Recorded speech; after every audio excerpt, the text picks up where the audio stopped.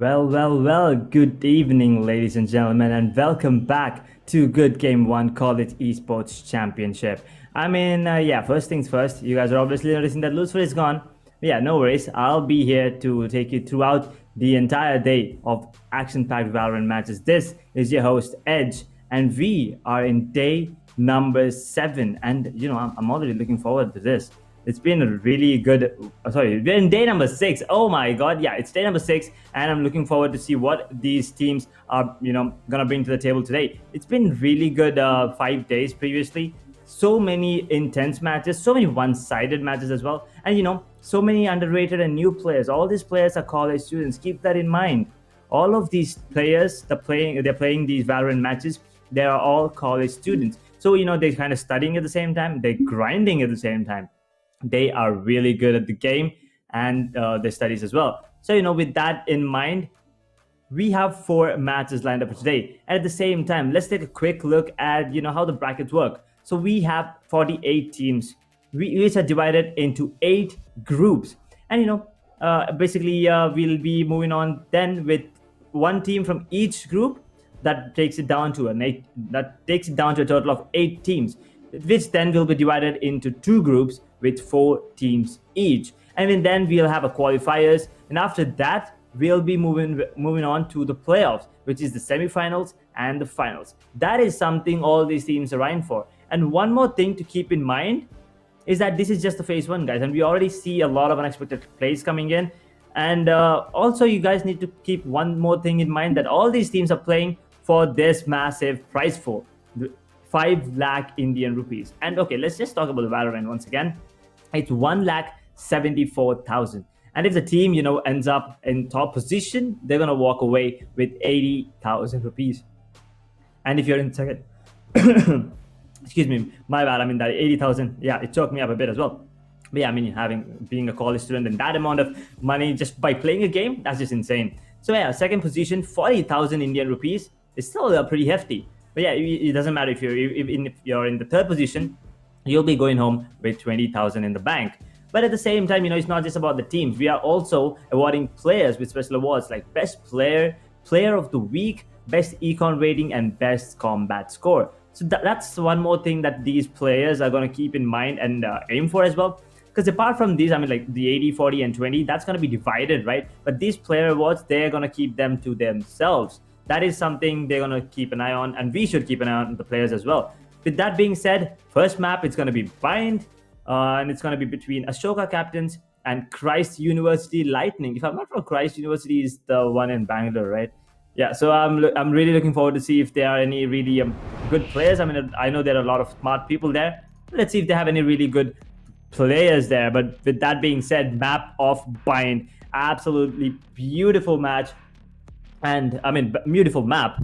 And Ashoka Captains, they'll be starting off on the defending, and Christ University, they'll be starting off on the attacking side. So before we jump into the action, let's just take a quick look at the agent lineup here. It's gonna be Phoenix, Sage, Brim picked up instead of Omen and Astra, which is kind of understandable because the molly that he brings to the table. And at the same time, if you take a look at the Ashoka Captains, yeah, they have a Killjoy and the Raze as well. So Phoenix is okay. We'll talk about that later. But for now, let's just jump on to the Christ University Lightning team. Omen, default, Sage, Cypher, Jet, and Reyna. So pretty default pick coming in from them. Now, Ashoka Captains, if you take a deep look into it, Phoenix is Molly, Brim's Molly, Raze is Pain Shells and Boombot, and also Killjoy Swarm Grenade. So basically they can clear out all the angles just with the utility. While on the side of Christ University Lightning, they cannot do that. They have no utility whatsoever.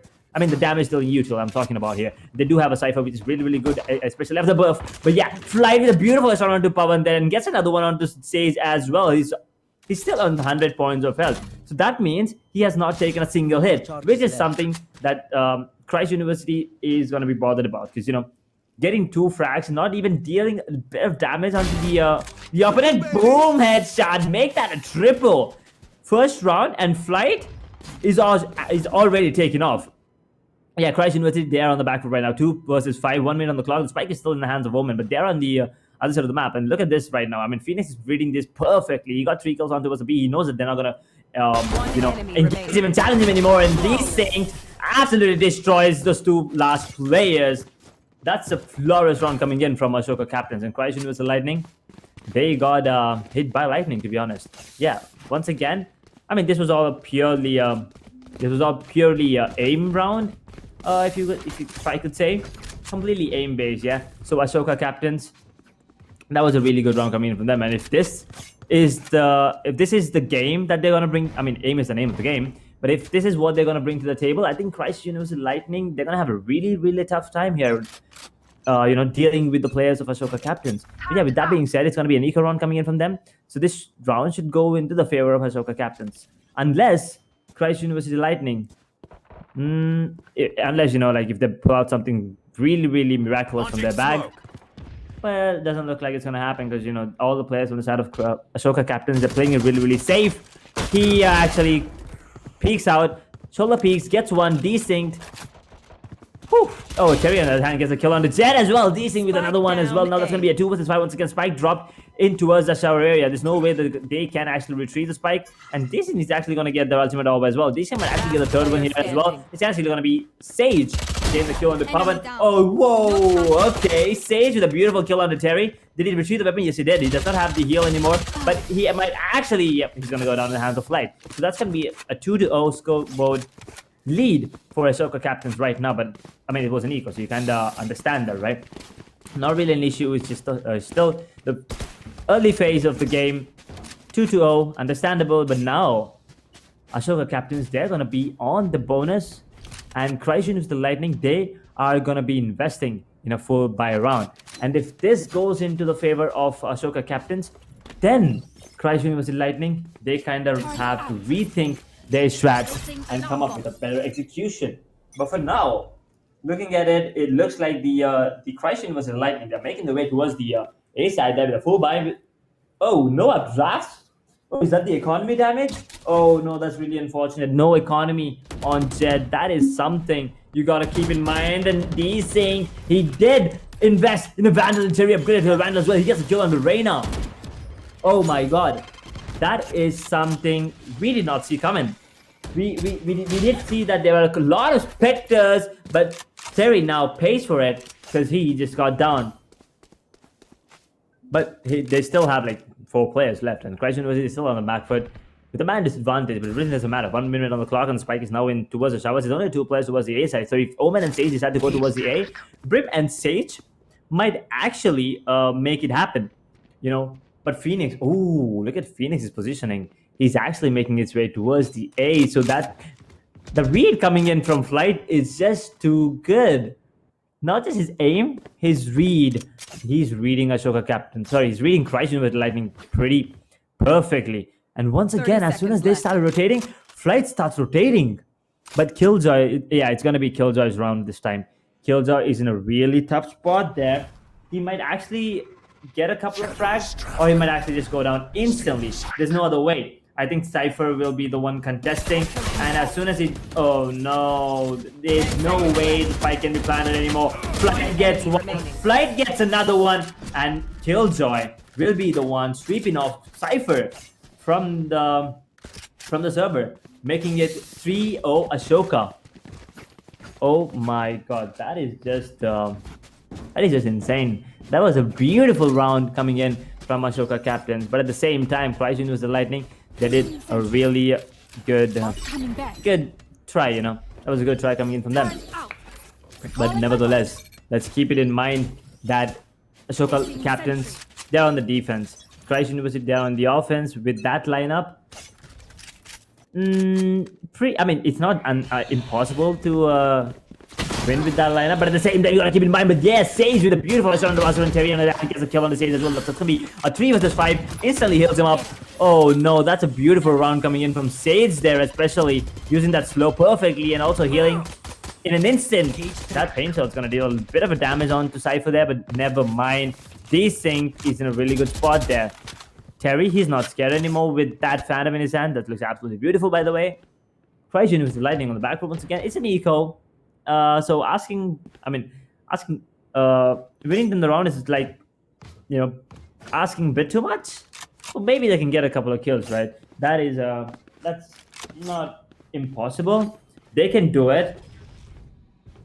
So that is what Ashok captains kind of have to worry about right now, because the economy on them does not look really good. So if they lose like multiple players, maybe like a couple of players, the economy might be in jeopardy moving on into the further rounds. But apart from that, I think Ashok captains, they have a really good lead, and the way that they're playing right now is absolutely beautiful. But yeah, Christ University as well. We still didn't get to see their full potential because there was only one by round, and yeah, I am YVJ. He is just over everyone right now, and he gets killed. Once the Omen, look at this, look at this. Is it gonna be a knife kill? Never mind, it's gonna be Terry getting the kill on the Pawan there. But how did Reina even get the kill on the Sage? That should not have happened, but it has happened, and yeah, I mean, he's gonna feel really good about it, getting the kill with the Ghost on the Sage. That's gotta be a bit of a confidence boost. Anyway, Ashoka captains now 4-0 lead. Moving on into the 5th round here. Christ University Lightning. Full buy coming in from them once again. They need to do their best. And if they want to have any chances of making a comeback into this particular game, this is the time to shine. This is the round that they need to show up and win as well. Oh my god, okay. Flight, yep, sit down. That's exactly what he said to Pawan right there, because Reina just got absolutely slain there. I am YVJ. Gets a beautiful shot onto Jet, but he's down to 20 points of health. He's gonna heal himself because he's a goddamn Sage, right? So yeah, 4-0. Ashoka captain still on the front foot, even in the full buy round. Doesn't really matter, but sure, gets a beautiful headshot onto Flight there. That was absolutely crisp. Let me tell you that. But that turret is in a really good spot. He's going to spot one of multiple players. And yeah, I think Killjoy does have the advantage there. Gets a kill on the Sage as well. But look at Cypher's position. I don't think anyone even spotted him as of now. Tapru. Oh my god. Is he not being spotted? Yep. But he's going to get... Question is going to get revealed right now just because of that camera. But Terry, on the other hand, gets a kill onto Omen. And now... it's all on Cypher. 1 versus 4. Raise is really low. And boom, to take him down as well. Down to 13 points. The Tapru will just spam. I mean, obviously, what was Cypher even thinking, man? GG. You either gotta, get rid of the boombot or just move from that position. But he just tried to... block the vision of the boombot with the cyber cage. I mean, that doesn't work. Boombot already spotted you, so it's gonna come in that direction. Unfortunately for him, that's exactly what happened. He was down to 13 points of health, and he did get taken down. But yeah, that's exactly what I was talking about, right? The utility usage from Ashoka captains, the possibilities, the number of possibilities that they have with this particular lineup is absolutely insane.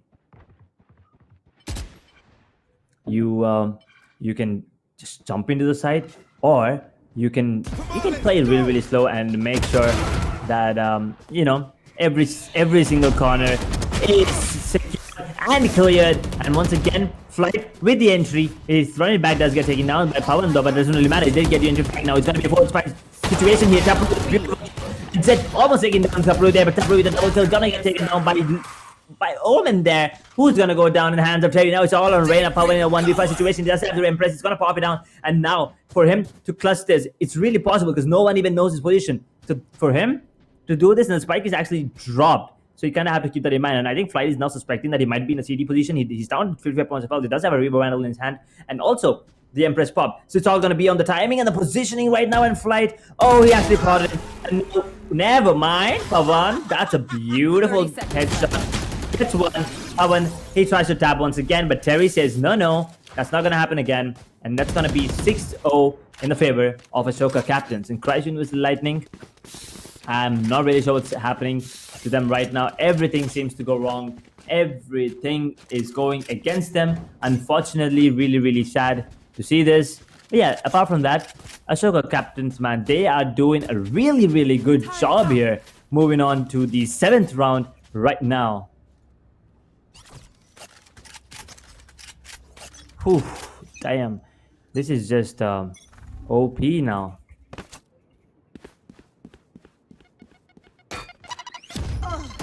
Yeah, oh no. Oh, Ow, that's gonna hurt. Reyna down to 4 points of health with a pain shelter, beautifully timed. And please, pain shelter, but Flight doesn't really matter where he is. He still managed to get the kill. He did take the TP and that comes back to the A side and did manage to get the kill onto the player there, onto Omen. But now Flight, look at this position. Spike down A. Boom, boom, boom, popping off heads all day long. Gets a triple for himself, and now he's on for the ace. He's actually on for the overkill as well, to be honest. Flight, he's gonna get healed back to 4 points of health, but that's a beautiful shot coming from us. So he did expect that. I mean, with the showstopper, he kind of expected that. But look at this Flight's position. He's playing it really, really safe and smart at the same time. 3 versus 4 right now, and Question is Lightning for the first time in a really long time. Looks like they have it, but Flight. Oh no, he's gonna land. No. That was a little bit of a disappointment because I did want to see Flight get a beautiful ace, but at the same time, Asur with a beautiful scope gets a 4th as well, and now Asur is on for the ace. And no, he's gonna walk right into the trap. Is he? No, never mind. He's gonna go back. He's playing it smart. And Omen, I think he knows that A side is kind of open because Killjoy is B because the turret was actually activated and the defender's Killjoy actually locked down. Initiates a lockdown as well. So now they know that Killjoy is B definitely. They do not know Sage's position though. But look at this. That was a beautiful smoke coming in, and the spike is going to get planted. Now, so he's on for the ace, and also the overkill. Oh no! No! Why VJ gets the kill onto Omen, and now Blade Storm popped. But there's no way that is just no way, man. Yep. For a sec, I did want Asur to get that clutch, but at the same time, I kind of knew because there's no real chance with that beautiful placed wall coming in from Sage. There was nothing he could do, and that's going to be the operator retreat as well. And the 7th round on the board for the side of Ashoka captains. Christ University Lightning, you guys need to take that time out right now, or else it's gonna be night for you. Because right now it looks like Cypher is having a really tough time. I mean, 0 kills, 7 rounds. That's something you usually don't see. But at the same time, if you take a look at this, Omen, he died 8 times in 7 rounds. I mean, yeah, resurrection kill, understandable, but still, a death is a death. And if you take a look at that, it's just not good, right? His KD is just gonna be screwed moving on into the tournament, and his confidence is not gonna be high as well. Ooh, boy, yeah, that's right, Edge. I'm back for you again. Hey, Edge, I'm here back for you. But looking at how the match is going, as you said, the defenders are having their time here with already 7 rounds on board. I think they're just taking over the victory. And just another cringe question as they enter. Is it Flight, an Indian Flight that we are seeing? I mean, look at that Phoenix. He's just popping there. Ultimate again. He goes in, gets the first kill. He's running directly into hook out. Will he go to B long? It looks like he might end. He spots the Cypher's head. And look at that volley placement. He does that damage. That's again a great start from the side of Ashoka captains. I mean, look at them. They're not stopping it even when they have advantage. I mean, yeah, first off, welcome back, Lucy. The crowd did miss you. The audience was actually kind of missing you there, to be honest. And I hope that you are okay right now. And right now, I mean, I hope you're okay because Ashoka captains are doing more than okay. 7-0, and it's going to be 8-0 if I'm not wrong, if everything goes their way, because Decent is in a really good position. He's in a decent position. Decent position. You see what I did there again? But yeah, Grim, nice. Once again, getting a triple kill. 8-0. Lucy, I mean, Bind, obviously, first off, my favorite map, as everyone knows right now. But once again, one of those dominant games, one of those one-sided affairs. I mean, I think as long as we are in these group stages, the first phase that is, we're going to see a lot of, one-sided affairs. Because once we move on to the next phase, which are going to be BO3s, that's when we're going to see, the powerhouses going against each other. And that, I think, is going to be when we'll see new maps. Like Ascent, like Haven and Split, definitely not Ascent. That is when we'll be, getting to see some really close matches and some really, really intense stuff, if I'm not wrong. I agree with you, Edge. I mean, yes, once we go into BO3s, there'll be a lot of intense matches, but right now, Flight is not taking anything less than serious. Look at him. He goes in, but misses his shot, but will be taken down. But in the meantime, the spike does come through. This is going to be a good start for the side of Christ University Lightning. They need to convert this right now, right here. And if they miss it, it's going to go south for them. Yes, they are already on a two-man advantage for the team. Yes, Rena's low on HP, but Jet, look at that position. Fourth kill coming through, and on an ace, might be able to get this. Look at the pushing through. Lamps and might be able to get this ace. Whiffs a little bit, but no, we'll get that ace. And again, the side of Christ University Lightning are looking like they're making a comeback. But as you said, this half can be given to the side of Ashoka captains because they've already got 8 rounds on point. But this is going to be a good start because going into defense, they'll also get the advantage of this map. True that. I mean, okay, just before you came back, Asur did a really good. He did play a really good role with the operator there, getting a 4K. He almost got the ace and even the overkill. But yeah, this time I'm really glad to see that he did manage to get the ace for himself. I mean, he was just playing really, really good with the operator as well. And look at this. Oh my god, he just dashes right in the face of Lights. And boom, headshot is what he says. Damn, son, how did you find that? He gets another one. Asur is feeling you right now. He gets another one as well. I think, Lucy, you're the one that he was kind of missing. And now as soon as you're back, he's popping up. He gets a third as well. He's on for another ace. Can we see an ace back to back? Never mind, because Pawan just stole it from him. These things goes down, and now it's all on Tapro. Class is 1v3. He gets one. He's gonna go down in the hands of us. So that's another 4K going in. So basically, how many kills is that? 4 plus 4, 8 plus 5, 13 kills in 3 rounds. That is absolutely insane, Lucy. Insane it is. I mean, what was Asur on? I mean, he just popped off, rightly went into Lamps, took out 1, took out 2, and then comes back, gets his 3rd, and also goes on top towards the truck and gets the 4th guy. I mean, this guy on point in terms of holding his crosshairs, in terms of his aim. This kind of a Jet, I'm really impressed today. I mean, starting this game off, I'm pretty sure the viewers are also excited because right now, close to ending the first half, the side of Christ are making a comeback. So it does bring some hype into the game right now, but Flight is trying to push that a little bit further down. He gets the first frag. He does manage to get the first frag.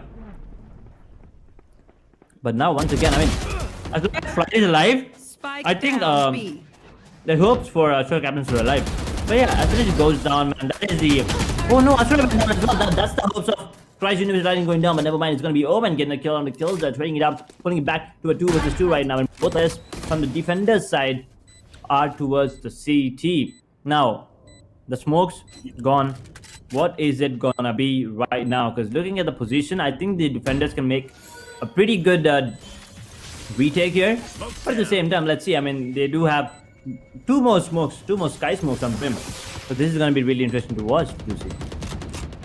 Very interesting to watch indeed. Bringing it back to a 2v2 situation. And again, Christ finds the opening. They manage to turn it around. It's all up to the Sage to bring this back. Sage is trying to do the kill. Sage goes in for 1. Sage is going in again. And the defuse is being stuck. This needs to be a peek coming through. And yes, Shrix managed to go in for the peek. Gets that 3rd round online. And with the last round coming through in the first half, it looks like Christ University are finding their go. They've managed to come back little by little, and I would say it's not too late also. With 8 rounds for the side of defenders and 3 rounds for the side of attackers, it's kind of a good start because yes, with a lot of rounds going back to the side of Ashoka captains, they might have gone down in terms of confidence vote. But now coming back slowly, I think if they carry this forward from this attackers half to the defensive half also, they might be able to completely throw the side of Ashoka overboard. Out of charges. Oh, that's a beautiful paint coming in from Paint. Yes, he does get 3 kills there with the goddamn paint shell. That is insane. But yeah, on the other hand, Decent just did come up and steal the last 2 kills. I think he did want the ace, Terry there. They did pop up the showstopper as well, but never mind. That's going to be 9-3 first half scoreline. 6-round lead for the side of Ashoka captains. Now, Lucy, you weren't there, and I kind of predicted Ashoka captains winning. So, what are your thoughts on taking a look at the agent lineup and everything, and the scores as well? Right now, it's kind of too late. Yeah, so 9-3 scoreline. Do you think Ashoka captains are going to walk away the winners, or do you think Christ University Lightning have some more thunderstorms in their bag? With 6 rounds in terms of leads edge, I think they do have a really good chance in walking away with the victory. But with the last 3 rounds, we saw that the side of Christ managed to pull, and on the defensive map, that this is, if they manage to take this going and not let the double digits start for the side of Ashoka captains on this pistol round, they might have something to answer back. That is what I'm looking forward to. And again, Asur managing to miss his shots will be completely taken down to 40 HP. He needs to go back to receive a heal, but it does not look like he's going to get one because the Sage is not moving from A shot. Now this is going to get really hard for the side of defenders, even though having a heal, not making use of it. I don't think this is the right call. Right now, it's going to be heavily stacked at B. But right now, a quick rotate also coming with an opening coming at A. Very unfortunate. That's going to be an opening that's needed. That's going to be a opening that they'll be happy about. And I'm looking forward to if this is what will happen, because again, the Reyna managed to get one. There's going to be trades coming in. Terry picks one, and it's now an advantage for the side of attackers. And look at them. They're taking this advantage to another level. They're going to make this double digits right in the pistol half.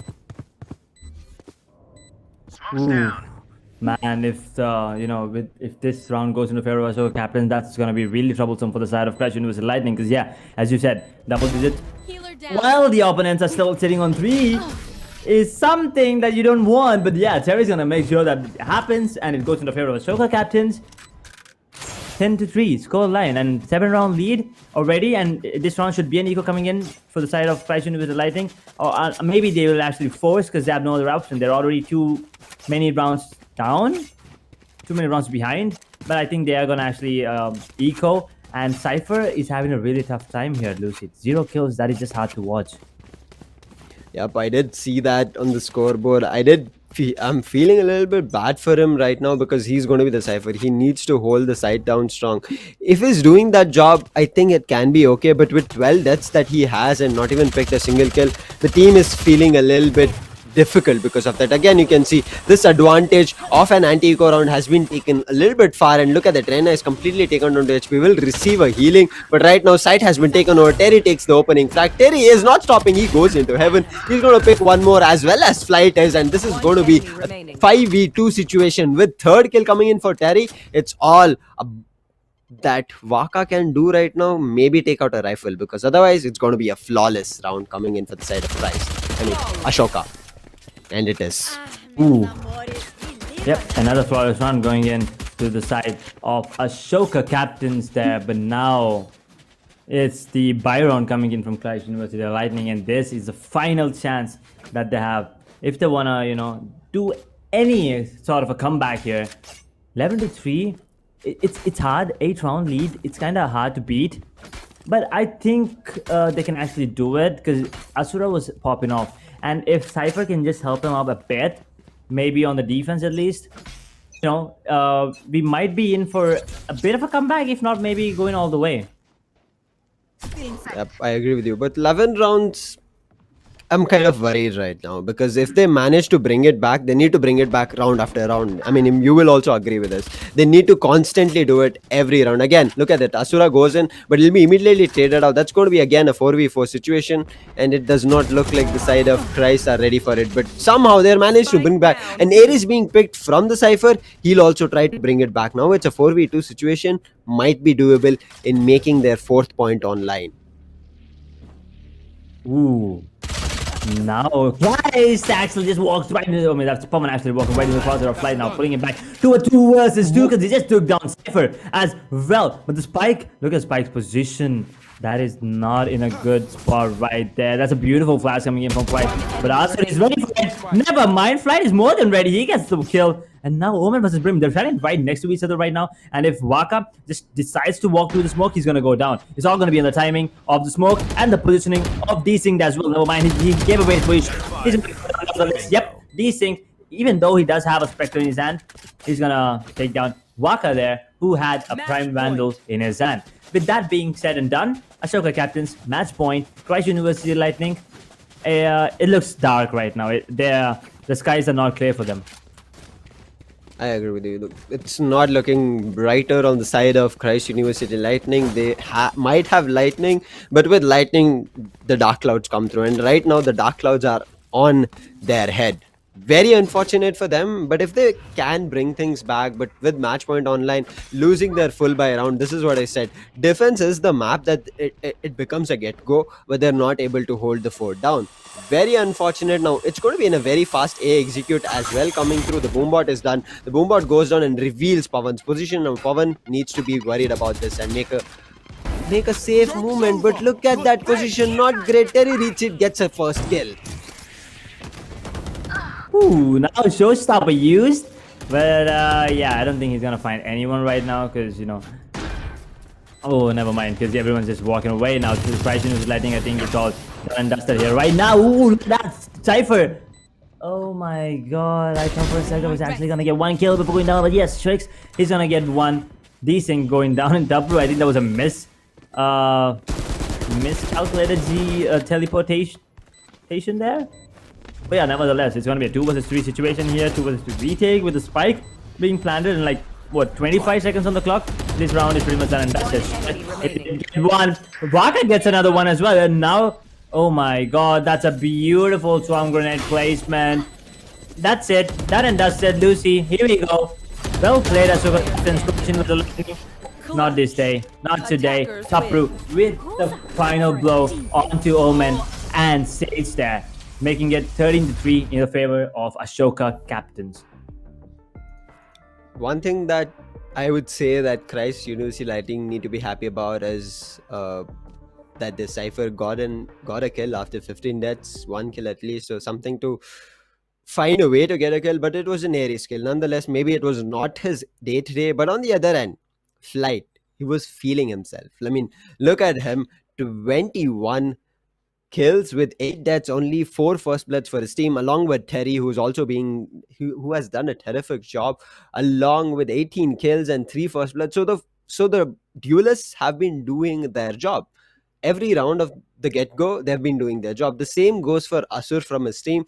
Very unfortunate for Pawan not being able to work with Asur there, and maybe unfortunate that they did not have an initiator or something, or whether it was not working in their team comms, as we have talked about this a lot of times, that team synergy, team communication is key for a game of Valorant. You cannot rely on your own skills. Yes, Asur, you can see him, 17 kills with only 14 deaths. He tried his best with 5 first bloods. He tried to pull something strong for alone being a Jet, but it did not work out because everybody else from his team, you can see there's nobody with double digits. So that's going to hurt the side of Christ trying to pull a victory.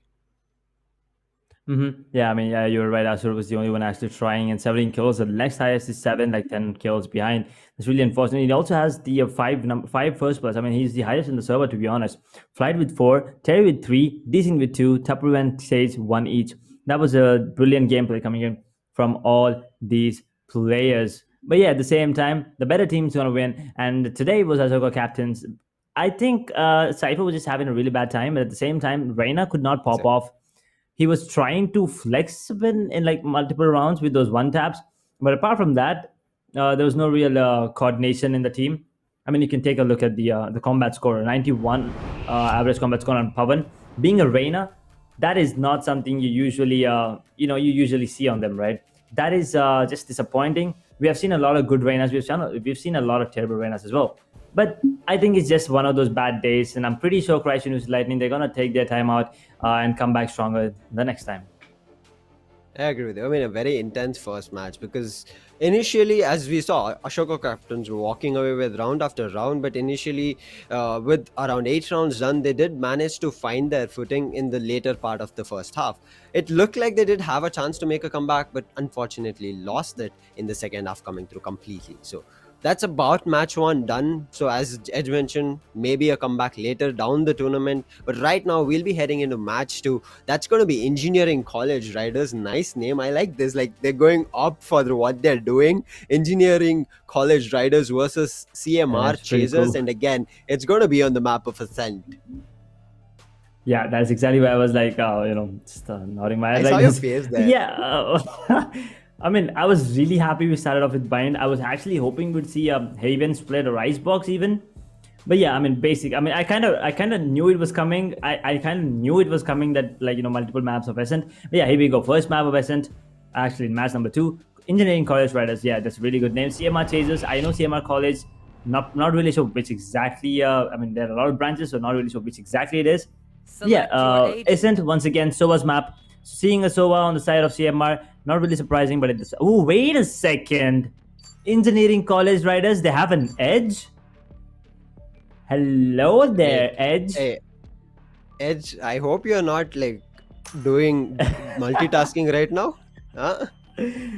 I mean, I wanted the admins to check this. But I want to say something. I mean, his name is all small letters, right? Mine's all caps. So I think he's Edge Junior. I mean, I could say that.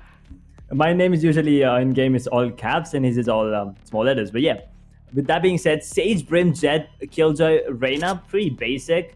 On the side of CMR, we see Phoenix, KJ, Reyna, Sova, and Omen. No Sova on the side of Engineering College Riders, and that might be an issue. At the same time, having a Brim instead of an Astral or an Omen on a map like Ascent might also be an issue when you're on the attacking side. Maybe not so much when you're on the defense, because you have enough space for you to smoke A and B from middle. But when you're on the attacking side, you cannot fake smoke. You kind of have to go towards the middle area, or towards A to smoke A, or towards B to smoke B. I mean, if you have a character like Omen or Astra, you could just do that from anywhere of the map, which might actually confuse the opponent. So that is a bit of an issue here. I mean, at least I think that is a bit of a concern here for me. But let's see how these teams play it out. Exactly, you're right on that. I mean, it's kind of right now with Astra coming in as a meta who can smoke from many angles, and also not only for a fact that she does not have a smoke, she does have a gravity well, also a Nova Pulse. So her utilities can be converted into anything that you need depending on how it's working out. Because yesterday we saw crazy Astra plays coming in. I do not recall the name. It was Colorless who did a really good Astra play, popping the gravity well really good. But right now it looks to be an A execute, but the Jet will start things off. He'll get the first frag. That's going to be the Reyna. The entry frag are going out now. It's all up to Phoenix to make sure they get into sight. But with the smokes coming through, I think it might just get a little bit difficult. But in the meantime, trees have been taken over. They have managed to make their way into sight, but Jet is there to welcome them. And Jet is taken down. One Jet is looking for the third, but will be taken down by Fate. But Fate will be taken out by their opponents, Reyna. And that's going to be back to a 3v2 and disadvantage for the attackers, but they get the spike down. Ooh, yeah, I mean, really good round coming in from both the teams as of now. But at the same time, I mean, the post-plan situation for now, it looks like in the favor of CMR, if you ask me, just because the Reyna is really, really low. And if he was the one actually picking. And you know what? I'm just going to say it. I'm going to support Engineering College Riders just because they have a player named Edge right there. Doesn't really matter who you guys are playing against. Doesn't really matter who you are. If you have a name, you have a player named Edge, I'm going to support you guys. So yeah, that's a beautiful run coming in from them. That was a beautiful take as well, but I don't know why Reyna just jumped into the swarm grenade there, because he was kind of low. He could have just saved the weapon. But yeah, I mean, it doesn't really hurt that much. The economy, maybe a bit, like just a little bit. But apart from that, there was a beautiful run coming in from Engineering College Riders and CMR as well, to be honest. So that first round, it did go kind of 50-50. So I still think, we're still yet to see that which team is kind of dominant right now. I mean, I cannot just predict that based on basis of that first round, because it was pretty even there. Yep, I agree with you. It was pretty even. They did manage to get it to a 3v2. There was a lot of trades going here and there, and that's the reason. But now anti-eco advantage for the side of Engineering College Riders. They will have Spectres in their hand. Half shields, yes, across to play with, but Spectres on a close range is way better. But if they manage to get classic kills, because everybody's gone in for a hard eco, unable to destroy the turret, again, this turret is going to be the sixth man, just like the Boombot. It's going to be hard to take down. And if you're not ready for it, it's going to be really bad. But in the meantime, look at all the way around. Reyna again slowly trying to lurk, will be punished from Daku to OP, and it's going to be the start again for the side of Engineering College Riders. And this is also, I would say, this is a round that they can completely take over very easily. Man. Oh, that is just... They just threw the entire world at them. What the hell? Reyna with a beautiful dismiss that gets one, gets two. Chrome finishes things off, killing Fade off. But can we just talk about those abilities being dumped onto Sage right there? that was, I mean, that's gonna scare you away. That's gonna break your confidence. But yeah, That's I mean, it's Edge, so yeah, Edge is not gonna be afraid. Edge is OP, guys. Edge, please make me proud. Coming back. But yeah, kinda have to I support him, agree bro. with you. But I agree with you. Good use of utility, but in the meantime, when the rush was coming, Edge held his position. I mean, he did try to spray, but he also kind of panicked. But nonetheless, the round completely converted. Reyna came in, got a 4K for his team. Now it's going to be a start of a full buy for the side of CMR Chasers. And now CMR needs to convert this. They need this round. Very important right now. They're carrying the spike towards the A side. Smokes will prevent their vision from entering because right now there is two people on site and one close by to completely come through. And with the attacker Skilljoy ult down so fast, especially in the third round, this just goes to say that they managed to understand the utility usage. And attackers trying to bring this in. This is a good go. This is going to be a good opening start, but unfortunately, that Molly takes away a lot of time before they could enter. oh yeah, I mean, that was a really good ollie, but at the same time, it did push them away. So that was well placed, but look at Edge. Edge's position is really good. Right now, oh, that was enough to distract Omen there, while Chrome gets a kill. Evil gets a kill on the Chrome right now, and look at this. 3 versus 3 relay situation here, 40 seconds on the clock. This is not looking good for Engineering Chorus Riders right now. No, just as I say that, Reyna gets a kill on the trip. Firefox is in a really good position there. Gets a kill on the Reyna. I'm not really sure how, but Fate will be the one getting the kill on the Firefox as well. Safari takes him down. Fate, once again, the last man going down. Yeah, okay, kill the active ones that defuse. Yeah, makes sense, because Reyna already have the Empress Pop, so it doesn't really matter. Anyway, CMR chases. They kind of need to chase the Riders right now, because they are just riding away with the momentum. 3-0. Even on the bonus round, they could not. I mean, even in the bonus round, CMR could not beat them. Now that's gotta be troublesome.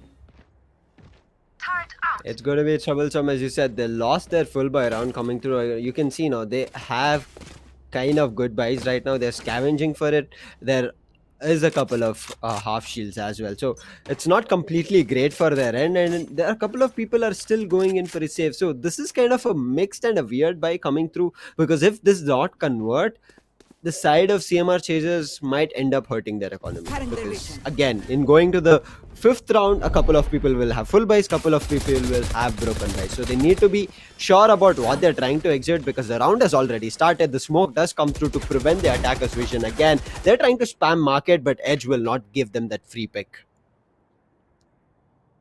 Whew. That was really good play coming in from Edge. Oh, that was like at the point, right in the nick of time. But yeah, Darko 2 OP. Damn, son. Gets the kill onto Evil. Beautiful shot there. The last one, I mean, he just needed 1 kill through the wall. It doesn't really matter. But yeah, oh, I think he spotted 2 players now. Run it back, being used. Now CMR chasers, if they lose this round, they will be forced to an eco. So that is something they kind of need to keep in mind. And Sage, oh no, he's gonna go down. Fate will be the one getting Edge. But now look at this. Skills are the only one alive on the side. Guess what? That's 2. Beautiful headshot onto Kitar there, and now Daichi gets the kill onto Raid right there. Fade, what the hell are you doing, man? Safari just walks right over, gets a kill, and now it's all on Dicey. 1 versus 3, 20 seconds on the clock, and Spike is dropped towards the lane position. I think he's gonna go down and have the frame, never mind. He's actually gonna get 1, and now he's in a 1v2 situation. 12 seconds on the clock, there's no way he can actually clutch this. There's no way they should let him clutch this, but never mind. Daichi going head to head against his clone, and yeah, kind of embarrassing getting killed by the turret, but he was kind of low, so it kind of makes sense. So nothing to be embarrassed about. Yeah, that was a really good round coming from him as well. But Safari, beautiful hold there towards the B side, all by himself. I agree with you. And Safari holding his ground there and managing to hold that spot really well for his team. Beautifully played there, but even Daichi what a play coming from him. He was stuck all the way at market. He completely managed to take out two people out of the board, bring it back to his favor. If it was not for the turret, he could have tried to do a clutch, because we have seen a lot of people doing insane clutches when they were even low in terms of HP. But now with the full buy, I think again coming back for the side of CMR chasers, again, as I said, it might not be great in terms of full shields. You can see already a couple of specters as well, but they need to convert this round. But again and again, if they manage to go for this kind of a buy, they'll be spammed across the board, and Daichi will start things off now. He said, you did manage to push me out of the previous round, not this round. He starts things off again. The attacker's killjoy lockdown. Daichi looks like he's the one doing the heavy lifting on the attacking half for his team, because getting attackers locked down back to back is not easy. Yep, he did get that lockdown back to back, and that one of the players actually being detained as well. That's the defender skill. That doesn't really matter now. Defender skill lockdown is gonna be popping off, and also gets one of the players now. 3 versus 3 retake situation here. 35 seconds on the clock. Safari gets 1, and now So is really low, but Daichi, he's on fire. Gets a kill on Safari this time. Chrome gets 1, and that ultimate usage from Brim is absolutely beautiful. But yeah, this time it's gonna be Fate getting the final 2 kills, and that's the first round on the board for CMR Chasers.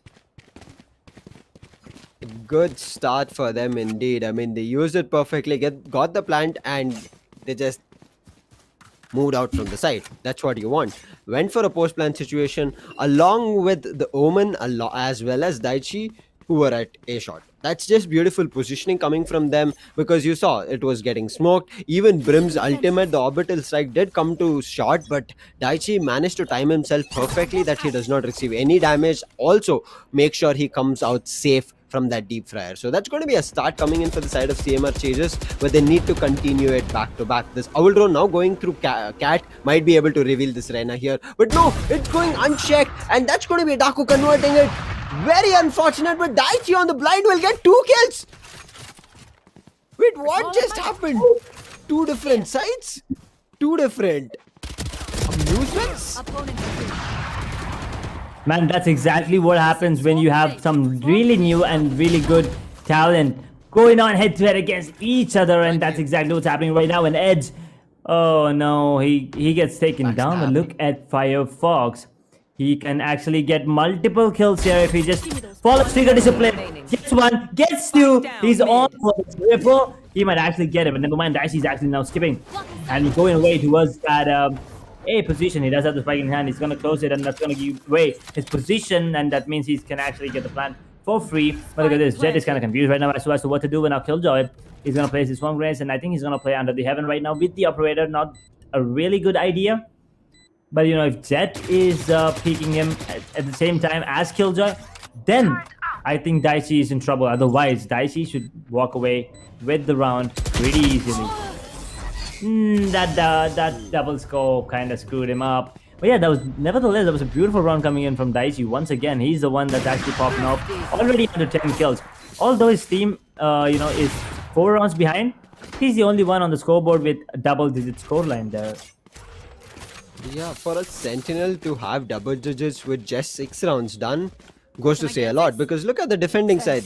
There's Reyna very close to only 1 kill away from double digits, and a Sentinel on the attacking have to get double digits. That's really good. So this goes to say that the side of attacking duelists need to come back huge, because if there's a Sentinel that's popping and feeling themselves, they should be able to do a lot along with that Sentinel. They should use that kind of an energy and a confidence that they have. But if they don't, it's going to get really bad. Reyna missing her first initial shot. Fate will manage to run out by the edge and will save his life over there. But right now, again, it looks to be a cat execution coming through.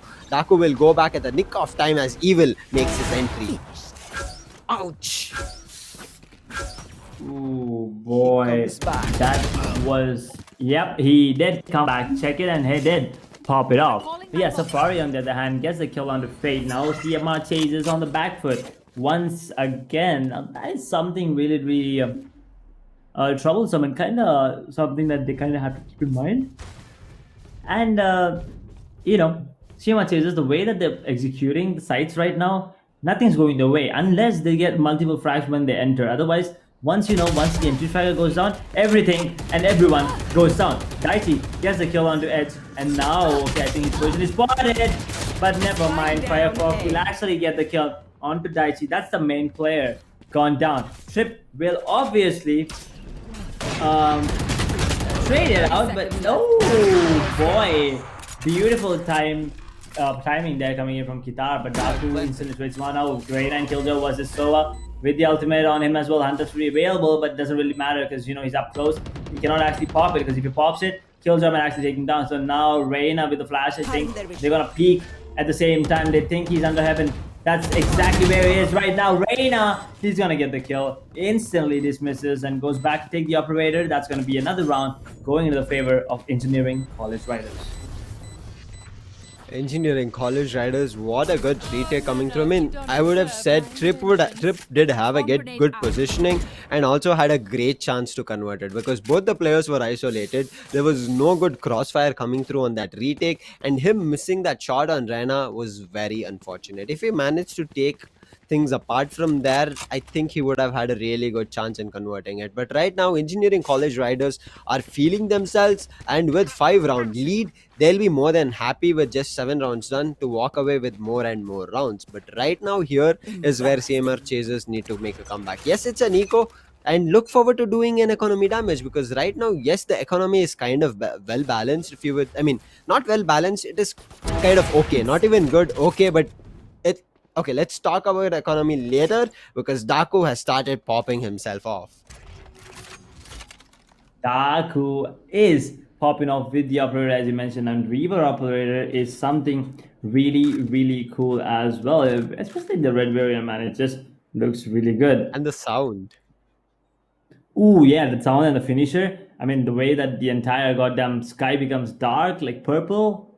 Oof, really, really cool. That's another thing what kind of attracts people towards Valorant. There's a lot of games, but at the same time, there are not a lot of games with good skins, not with good effects at least. Ooh, I thought. Oh, did he actually land the headshot?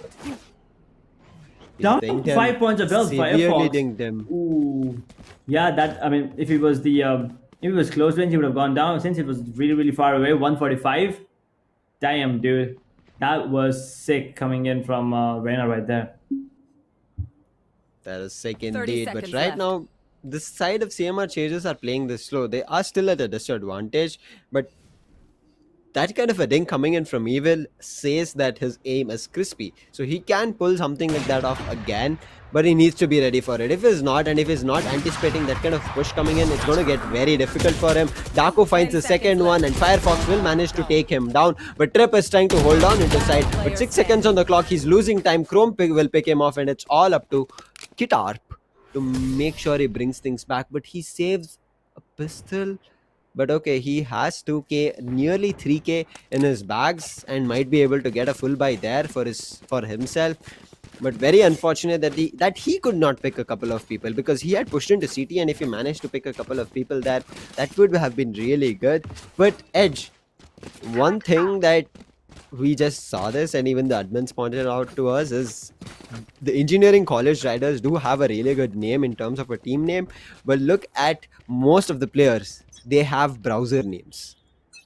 Oh yeah, Safari, Firefox, I didn't see that. Chrome, and it's... Yeah, but what's Daku to OP? I don't know what it is. Maybe he's building his own browser. That is good, Lucy. Maybe that's the name of the browser that all these college students are trying to, develop. Because yeah, okay, now it makes sense. Edge is like Microsoft Edge. Okay, yeah, okay, that was really smart coming in. But I hope you did not keep your name with that context. No, mine is even more dumber. To be honest, to be really, really honest, my name is even more. I mean, the way that I kind of came up with the name was kind of stupid. But yeah, let's not get into that. I don't want to embarrass myself on stream. But yeah, Phoenix using the running back right now. The side is completely open, to be honest. So it's actually a really good decision there. But ooh, 3 ultimates used. So if this run goes, what? Okay, that was actually 4 ultimates used. Trip using the ultimate as well, gets a double kill with the Hunter's Fury. And if this run does not go into the favor of CMR Chasers, I really don't know what they really need to work on. Empress being used. Edge. Reviving Firefox there. Now, 4 versus 4. Empress used on the side of CMR as well. Now this is looking really spicy. 2 players on towards the side, 2 players on towards the main area. This is a really good composition. The positioning there from them. Dark to OP. He's just too OP. Gets a kill on the right. Now it's going to be a 3 versus 4 wicked situation here. 20 seconds on the clock. Dark gets another one. Now they have to seek the defuse. Seek the defuse, because if you do not seek the defuse, you will not have enough time. That's exactly what happened here. I do not think they have enough time. Oh no, even though... Oh, does he? Does he? Wait, what? Oh my lord. Okay, I think just, since in all that chaos, we could not hear the spike being ticked. I think that kind of blew us away. But CMR Chasers used 4 ultimates, and they did get 2 players down with a goddamn Hunter's Fury, and it was a 3 versus 5. And if they still lose the round, I really don't know how CMR Chasers can actually chase down this massive 7-round lead moving on further into the rounds. Because right now it looks like Engineering College Riders, they are acing every test that CMR Chasers is putting forward. I agree with you. Completely agree with you. I mean, the side of Engineering College Riders, they bring things back with a huge disadvantage. Goes to say that they are packing. And again, you can look at Edge and Daku have picked up the initial 2 kills for the team. Puts a huge disadvantage, because taking off both the duelist means that their entry power has gone down. They don't have any more flashes, they don't have anything to play around with, there's no self-healing coming into the arena, so this is going to be really, really bad. Edge will receive a little bit of a damage with the slow up he was managing to throw, but that's all he does. That's the only damage he receives, and Chrome managed to convert it. Chrome is down to 30 HP, there's no healing right now, about 30 to 40 seconds to be waited so that the healing can come back, but they have already pushed it to a 5v2 disadvantage on the side of attackers. So that's more than enough for them. Yep. Even if they CMR get like 4 rounds, 8 to 4, it's going like what the heck? Make that 9 to 1. That was a beautifully timed shot from Daku to OP. A bit of a luck coming into play there, but nevertheless, the timing and the reaction time. Oh wait, just a second. I just noticed something. 21 to 4, 5.1 KD. Lucy, thoughts on that? Okay, this Daku is something that we have to look out. Edge, open up your book, write down this name, because if he's playing with an operator like this, and you saw him popping an Empress in the previous round, converting it for his team, make a note. Everybody, for the viewers as well, make a note. Ooh. Okay, so I think the name Daku to OP, I think it deserves an entry in my book right now. Because the way he's playing is he's actually OP, not just with the OP, even with Vandal and Phantom, even with Pistol, to be honest. But Phoenix, on the other hand, he's doing a really good job. I think Daku missed him. Otherwise, he would have taken him down. But look at this Omen. He's ready to flash the paranoia. Never mind, he's actually going to close the door. Now Daku, there's no way he can predict that someone's on towards the right side. And if he does, he's just an absolute god. And if he does not, that's exactly what's going to happen. Oh, wait. Actually, he got traded. But really unfortunate that now Daku in a 3 versus 3 situation here. Look at Daku. Look at Daku. He gets over. He managed to upgrade to a better weaponry that he can fight with. The trip with low HP, he'll manage to pull things back. And look at this trip on the second one. Safari, it's all up to him. Safari will manage to take Trip out of the board, but Daichi comes in. He takes him out, and the Spike managed to get blasted as well in the nick of time. Trip just saves that round. If Trip was not there, Daku on that spree would have completely shut down the side of CMR Chasers. I mean, he was on a crazy spree of kills over there. With an operator or a rifle that he changed into, he was ready for what was coming in. But CMR Chasers, slowly they're coming back. But this round differential of right now 7 rounds, I don't think this is going to be a good half for them. Turret out. Oof. This is going to be a really good half for Engineering College Riders, that's for sure. CMR Chasers, they can still make it work if, they can make take this round going into their favor, 93, and then they need a really good pistol round and the next couple of rounds after. That will take their total up to a 9 to 5, and from there on forward, a comeback is possible. But right now, I don't think Daku is gonna let it happen. He just got one. He uses his Empress and gets back into safety. That positioning, never mind. Phoenix takes one as well. 3 versus 5. The Robert strike is actually gonna take it on no one. But Firefox, how did he get the kill on Phoenix there? He was completely blinded, but never mind. He's gonna get it down. And now, Killjoy does have the ultimate available. That lockdown. And on the other hand, Omen has the ultimate available and Blaze-Storm available on the side of Engineering College Riders as well. So this is going to be a really, really interesting one to watch. 2 versus 2 retake situation here. 40 seconds on the clock, and the Swarm Grenade is actually going to give away the position of Daichi right now. But yeah, that's going to be the defender's Killjoy's lockdown being initiated. He knows the lineup. That's really scary, but yeah, it doesn't really matter because look at this. Oh man, he's going to destroy the lockdown. And Killjoy misses a couple of shots. And if... Okay, that was kind of scary for a sec, so I just kind of thinking what to do. I think this round is going to go into the favor of CMR Chasers just because of how Killjoy played this round. Absolutely beautiful gameplay coming from that. He gets the last kill onto Firefox with the classic 9-3 scoreline. CMR Chasers, they have a lot of chasing to do right now. Beautifully, if you saw, there were a lot of lineups coming in from Engineering College Riders with Killjoy. They put nano swarms everywhere. They managed to push out the, post plant positions from the side of attackers. They did try it out, but they were a little bit too late because you saw Killjoy putting it on her utilities took a long time, and Jet did not have that crossfire ready as Killjoy went down. And once she went down, everything just crumbled in that post plant retake for the side of defense. But nonetheless, as I said, they have a huge round differential with 6 rounds to work with. They should be happy about it. And going into attack and how Daku OP did things on defense, I think he might be able to convert or perform similar on the side of attack as well. And now, if this round goes in the favor of Engineering College Riders, I think it's lights out for CMR Chasers. But right now, it doesn't look like that's exactly what's going to happen. Because look at this. Reina gets one, but say Edge with an instant trade, pulling it back to a 3 versus 4. Reina is kind of low on health and stays. Edge actually heals up Jet to full points of health almost, and now Brim is kind of low still.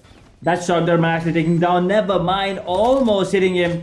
Oh, it was actually it actually hit Jet, and if he was not healed, he could have gone down. And look at this positioning, man. That's a beautiful flash coming in from Phoenix. Edge gets one. He's in a 1v3 situation. Can he tap 2 heads? Never mind. It's gonna be Phoenix getting the kill onto Edge. That's gonna be the 4th round on the board for the side of CMR Chasers, and I think we're gonna see a little comeback right now. A small kind of comeback, but it might actually go all the way if they kind of play with the same level of confidence that they're playing right now. I agree with you. This map is also going to be slightly defense favored map. They're going to be able to completely pull it back, but that retake was really good coming in from the side of CMR Chasers. They understood they were already at an advantage. They did not have to push, even though lesser players and they were entering into site and they were getting the spike down. They just wanted to wait for the right moment. The spike going down, the defense attack going in for a post plant positioning, and then pushed in together. All the 4 people brought things back in their favor. That's what CMR Chasers needs to keep doing here, because this is going to be their anti-eco round, and this is the round kind of free for them to take. 9-4. CMR Chasers. This round, yeah, it should actually go into their favor with ease, unless Engineering College Riders, they come up with a solution on how to win this particular round. But apart from that, Engineering College Riders, the way that they're playing, both on the attacking and the defense as well, it's just too good to watch. And the level of, watching this level of this kind of a gameplay from this, sort of a tournament, that is what we needed, right? We wanted to see a lot of underdogs, a lot of new faces showing up, and that's exactly what's happening. So, Lucy, what are your thoughts on all these young talent and as well, like good game hosting such tournaments? This is something that we usually don't see. We see a lot of pro tournaments, but this is something new, right? Exactly, this is something new. There are a lot of teams, a lot of players who have huge capabilities, and I would say huge hats that they're wearing right now, being solo fraggers, trying to get synergy for the team. They're trying to make it work really good. Look at this, again a 3k coming in for Trip, and as I said, this is going to be a free round. They managed to pull, but Edge will manage to get one in the meantime, but with a 4k, Trip will end it out. And as I was saying, a lot of players, not just duelists but sentinels, we have been seeing very good initiators with crazy recons and shock dart kills, Hunter's Fury for a matter of fact if you take Sova, or even other initiators such as Sky or Breach. There's a lot more to see because we are just down with around 5 to 6 days of this tournament. This is going to be a long walk for all the players and all the teams that we'll be seeing. So I'm pretty sure, Edge, with the start that we have had, there's a lot more for us to watch out, and we might end up finishing up a book with the names that we start noting down. Oh yeah, that is true. We might actually, I might actually need a couple of books as well, if you ask me. But yeah, that drone being stuck there, kind of awkward words. But take a look at this. I mean, Daku with 24 kills. He is on another level right now. The way he's moving, the way he's playing, and the way he's carrying himself with those number of kills. Oh my god. Firefox back on the hunt. Gets the first. Now CMR is on the back foot because they are a man down. And Engineering College, they are at a man advantage. And Omen is the only player towards that A side.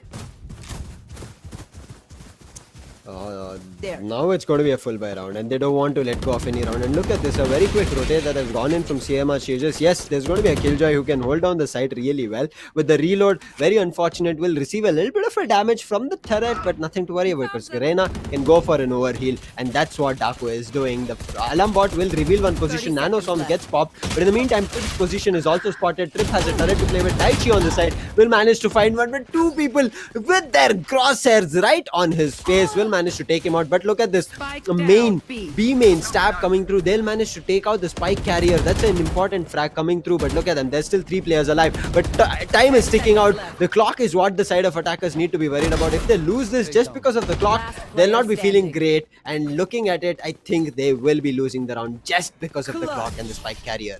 Oh, Open, the presence of mind there. I mean, the presence of mind that he had, and to watch over the time, and also run away to safety before getting taken down. That was something. That was something really good to watch, because even though they're being completely destroyed, they still come out with ways to win the round. And also now if you take a look at the scoreboard, 9-6, not much of a difference, only 3-round difference. That is something doable, Lucy.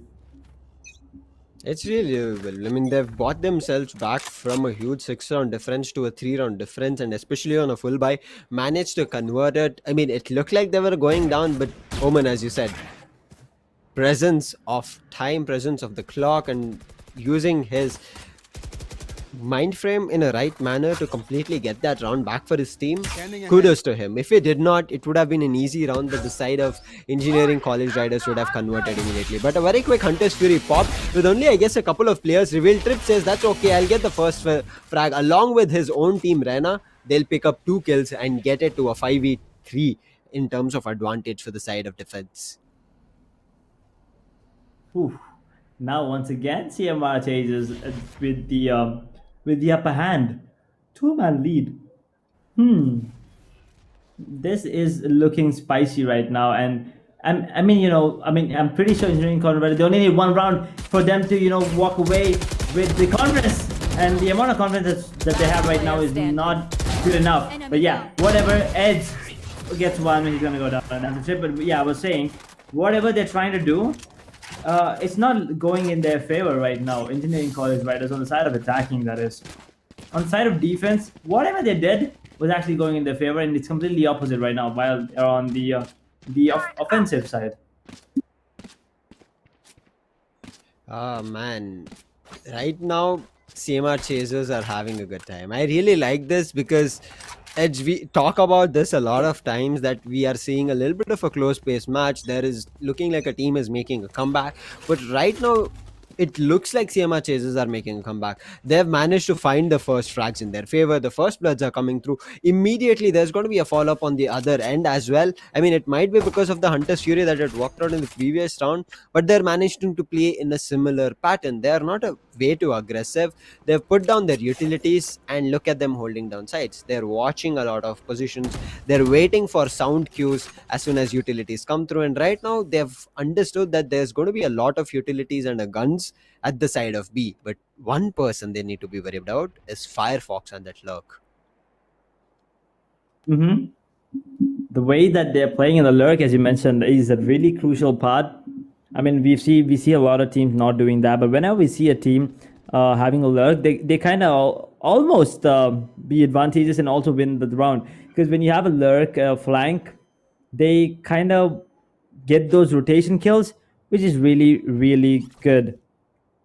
And also at the same time, 9-7 now CMR chasers are looking like they can actually chase down the riders. But yeah, 30 seconds left. 30 seconds on the clock.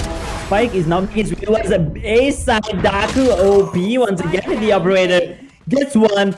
Kitarp gets one before going down the hands of Firefox. Now they're on. They're on for the round right now. And if they win this round, this might be going to the favor of Engineering College Riders. Yes, it does get the kill on the KJ, and that's a beautifully placed shock dart going in. And now Empress activated on Reyna as well. The recon is gonna take it. It's gonna get taken down, and Kron does have the lineup available. He's waiting for it. He's waiting for the call coming in from Reyna, I believe. But yeah, 3 versus 3. 35 seconds on the clock. This is not looking good for the attackers right now because all the 3 players are already on the side. And look at this. Reyna might actually go down, but never mind. That's a beautifully placed positioning. I mean, what the hell? How is he even alive? He gets one before going down. Away Daichi, actually. For a sec, I thought he was actually going to clutch it because of that turret. Taking down Daku OP. Man, this play, the plays coming in from Daichi are really cheesy, I would say. But yeah, at the same time, Daku 2 OP, the way he's playing is really good. He's being that sneaky beaky player, but he still managed to get a lot of kills and almost does the job for the team all by himself. I agree with you. A lot of heavy lifting is being done from Daichi, but Daku over there, crosshair placement from him, he knew that there's going to be a flash coming at his face and he held his crosshair properly. That's just beautifully played from his end. But Daichi right now again finding things back with this operator. He's been playing really well with his operator and immediately pops his lockdown because he knows his team has got an advantage and this is how they need to push them back, and they managed to push them back really well. Everybody who was at B main will go back to lobby, and this will give time for the side of defense to reposition in a very aggressive manner, because if you look at the map, the positions from the side of CMR chasers is not defensive or passive. They're going in for the fights with this advantage, but if they miss even a single shot, that's just going to put them on the back foot. That is gonna put them on the back foot indeed. And now 10-7 scoreline. Moving on to the 18th round. This is not looking good for CMR. And if they can get this round maybe 10-8, and the economy on the side of Engineering College is not really good, so maybe we might be in for a little bit of a comeback and maybe a potential overtime. But oh no, please don't tell me I jinxed it again. Because every time I say that, we usually, the game completely becomes one-sided. I really hope that does not happen this time at least. Yeah, apart from that, Phoenix actually goes down in the hands of Jet. Their Firefox now putting it back to a 4 versus 4. Daichi with a beautiful shot onto Chrome there. Gets one, putting it back to a 3 versus 4. B side is completely open, but I don't think the attackers know that. And I think they're calling in for the save right now. 6 seconds. Okay, Killjoy actually secures the ultimate orb. He does have the lockdown available. I think he's going to save it for the next round, but there's going to be CML Chasers walking away the winners of the 18th round. That's going to be a 10-8 scoreline, 2-round lead for the side of Engineering College Riders, and now CMR Chasers, they gotta feel really good. Yep, I agree with you. CMR Chasers right now, they'll be really happy because with the huge disadvantage of 6 rounds that they had, they managed to bring it back. 18 rounds done, they've already brought it back closer to only 2-round differential. A long way to go, but right now 4 ultimates ready from the side of Engineering College Riders. 4 ultimates. This is a lockdown, orbital strike, and as I say, even the Bladestorm has been popped, so a lot of deadly ultimates along with the resurrection available, so a huge advantage can be pulled off, but they need to be ready for it. Rena's Lear is ready for their Lear comes through, but Kitark managed to take that, but he immediately traded out from Edge, and I think that's going to be a resurrection also on point, and that's what I said, the resurrection comes through. But Reyna and Trip, what just happened? They completely took down the side of attack within a second. What the hell? That was sick, by the way, by CMR, and now Oh boy, all on Brim. Never mind. Chrome has successfully crashed. That's gonna be Phoenix taking the last player down, and now we are down to 10-9 scoreline. 1 round lead. How the tables have turned from 8 round lead to 1 round lead. You gotta feel bad for Engineering College, right? But at the same time, CMR Chasers, the way they came back into this game, just too good, man. Just too good. Too good indeed. I mean, CMR Chasers, they'll be really happy. On the other end as well, their confidence boost, I would say, it's pretty high right now. Because if they did not manage to get a comeback there, they would have felt really bad, because you saw the resurrection coming through. There was a lot of ultimates being used, and just because of that, they'll be pretty happy about it. There were at least 3 ultimates used in the previous round to convert it, and it went in utter disappointment for the side of Engineering College Riders. They did have a good setup, they did manage to convert it, but Trip and the Rena coming up huge in that round just worked in their favor. But right now, a very slow round coming. 2 cats, it gets smoked off immediately, and if they manage to push through the smoke, it's going to get difficult. The Lear comes in, but there's no bullets that's going through right now. But Generator has been taken over. Kitarp again starting things off, and Firefox with an immediate trade and also a gun upgrade will get the site for his team, and Chrome managed to take down the ultimate from the Phoenix. Ooh, look at that. Reno almost took down Chrome there once again, taking a lot of damage, but now it's going to be a 4-4 situation here. The spike's going to get planted. That means that's 45 seconds on the clock, and the spike's going to be planted right now. Bitey doesn't really matter. He gets another kill on the Chrome. Safari, on the other hand, took down Phoenix. So pulling it back to the 3-3 situation right now. 40 seconds on the clock, 3-3 retake. Now the position has been known, and Trip gets the kill on the Safari. Reno doesn't know it is right there. Oh, wait, he doesn't know that Firefox is right there, actually. Trip will be the one taking down Firefox. So all these browsers looks like they're malfunctioning right now, and CMR Chasers, they're really good at what they're doing, and looks like engineering college riders, they kind of have to start debugging themselves. Take a time out, work on what's going wrong, and yeah, 10-10 scoreline, pretty much all tied up. And now I think the confidence level on CMR Chasers is really, really high, but at the same time, engineering college riders, they should not give up. If they start giving up, there's no way that they can actually go ahead and win the game. 10-10, things tied and brought back to a very interesting stage of this matchup, because bringing it back to 10-10, as I said, with 6-round differential, managing to pull something huge like that is really, really amazing from this. And again, Phoenix with the operator is holding the right angle. He might be able to pick a kill. He does it, and Daku to OP goes down. And right now, Daku to OP is being taken out too often, too early, and that's not going to be the side of engineering college riders feeling happy about it. Oof. Once again, engineering college riders on the back foot, and CMR Chasers with the advantage yet again. Hunter's Fury being used. Actually tags one. Oh no, he managed to get the kill as well. Crow once again being Shrek there. But Killjoy does have the lockdown available. Gonna be using it anytime soon. And he can actually use it right now, because you know there's no Hunter's Fury available. Take a look at Reyna's position there, Lucy. Reyna is lurking from behind. Slowly but steadily. He's gonna be getting the kill. Actually, he's gonna just shoot and get back. I think his position was actually... Yeah, I think Killjoy actually saw him. So that's exactly why he kind of fell back. Oh, I kind of feel bad. But yeah, nevertheless, that's really bad timing from Firefox. No wonder I uninstalled you a long time back. But yeah, Killjoy and Sage, the way these two are playing right now, looks like it's going to be a save round coming from them. So CMR Chasers, from where, from 9-3, from 9-1 to be honest, they're gonna have a lead 10 seconds left. right now. Lucy, how do you feel about this? I feel really happy, because this is a match that we have fortunately seen a comeback from, because there's a lot of teams that have been trying to do this, and Trip does not let Safari keep his rifle. The side of CMR Chasers, as I said, the confidence that they've gotten, the boost that they've lifted, their spirits completely high right now, because look at the number of kills that they have. Everybody is popping off with their team. In the first half, it was just a couple of players, and as I said, it was Daichi who had already gone to double digits. We saw that he got 2 times. lockdown coming through in very early stages of the round.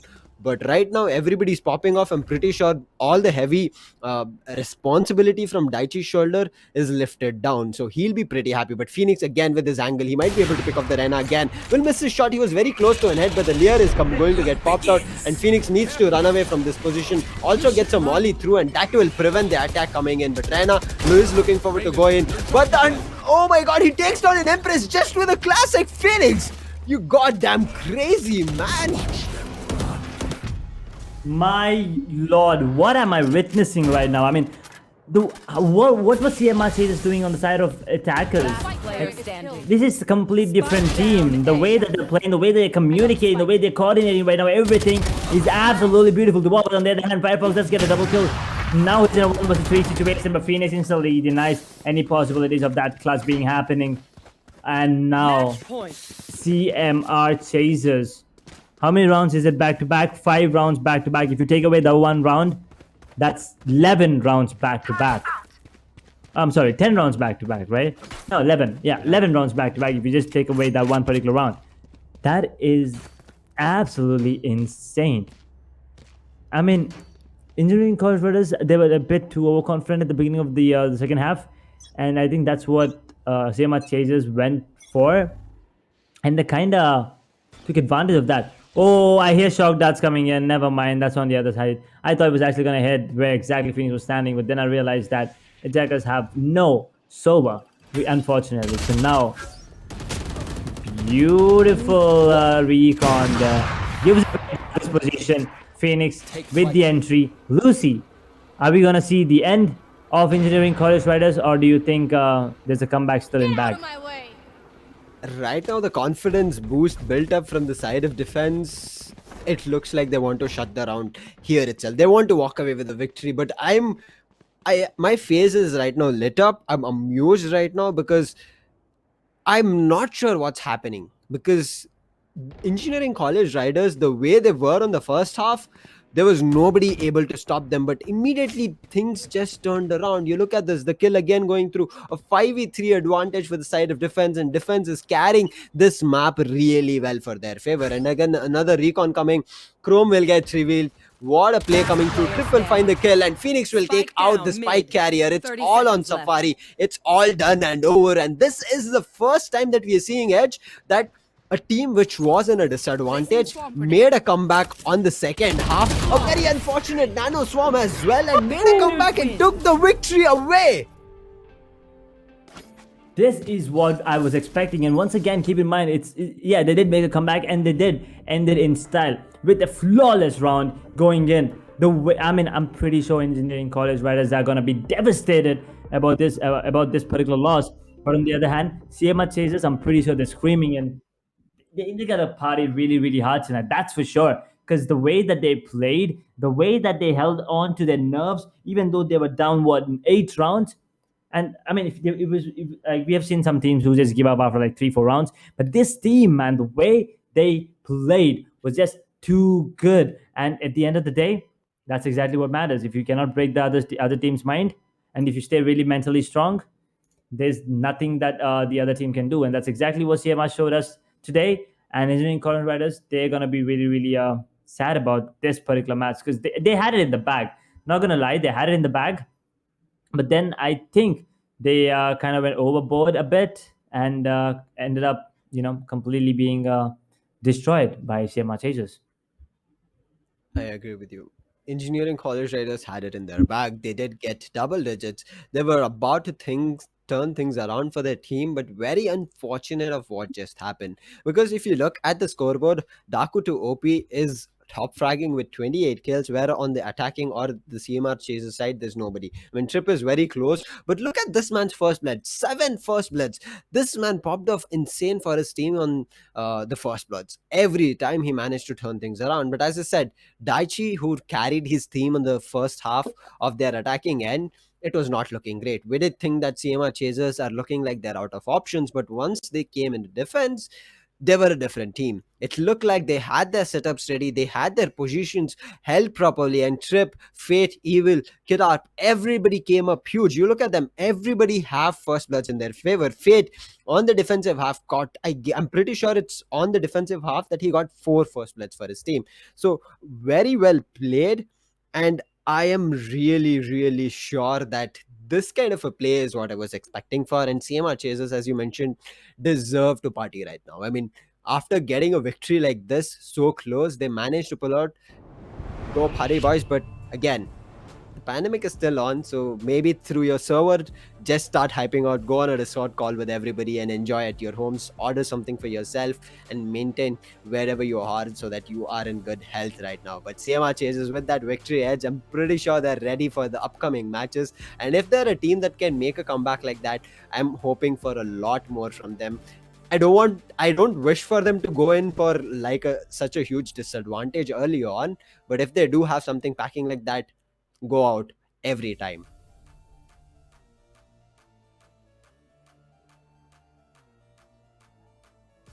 Edge, I guess you're muted, but Oh, oopsie, my no bad. worries. Yeah, I think Okay, you guys you're back. can hear me. Yeah, so I was just saying, I mean, Trip was actually playing really, really good. I mean, his econ rating was absolutely beautiful moving on towards the end of the game.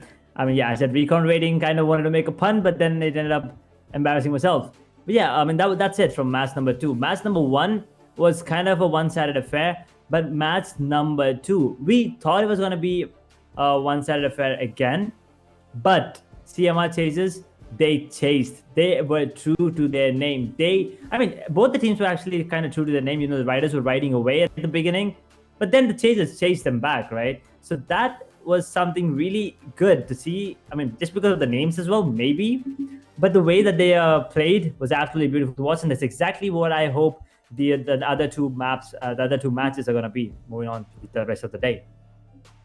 I agree with you. But before we head into the next 2 maps, we'll be going in for a very short break, and we'll be catching you guys very soon. So head over there and we'll be right back.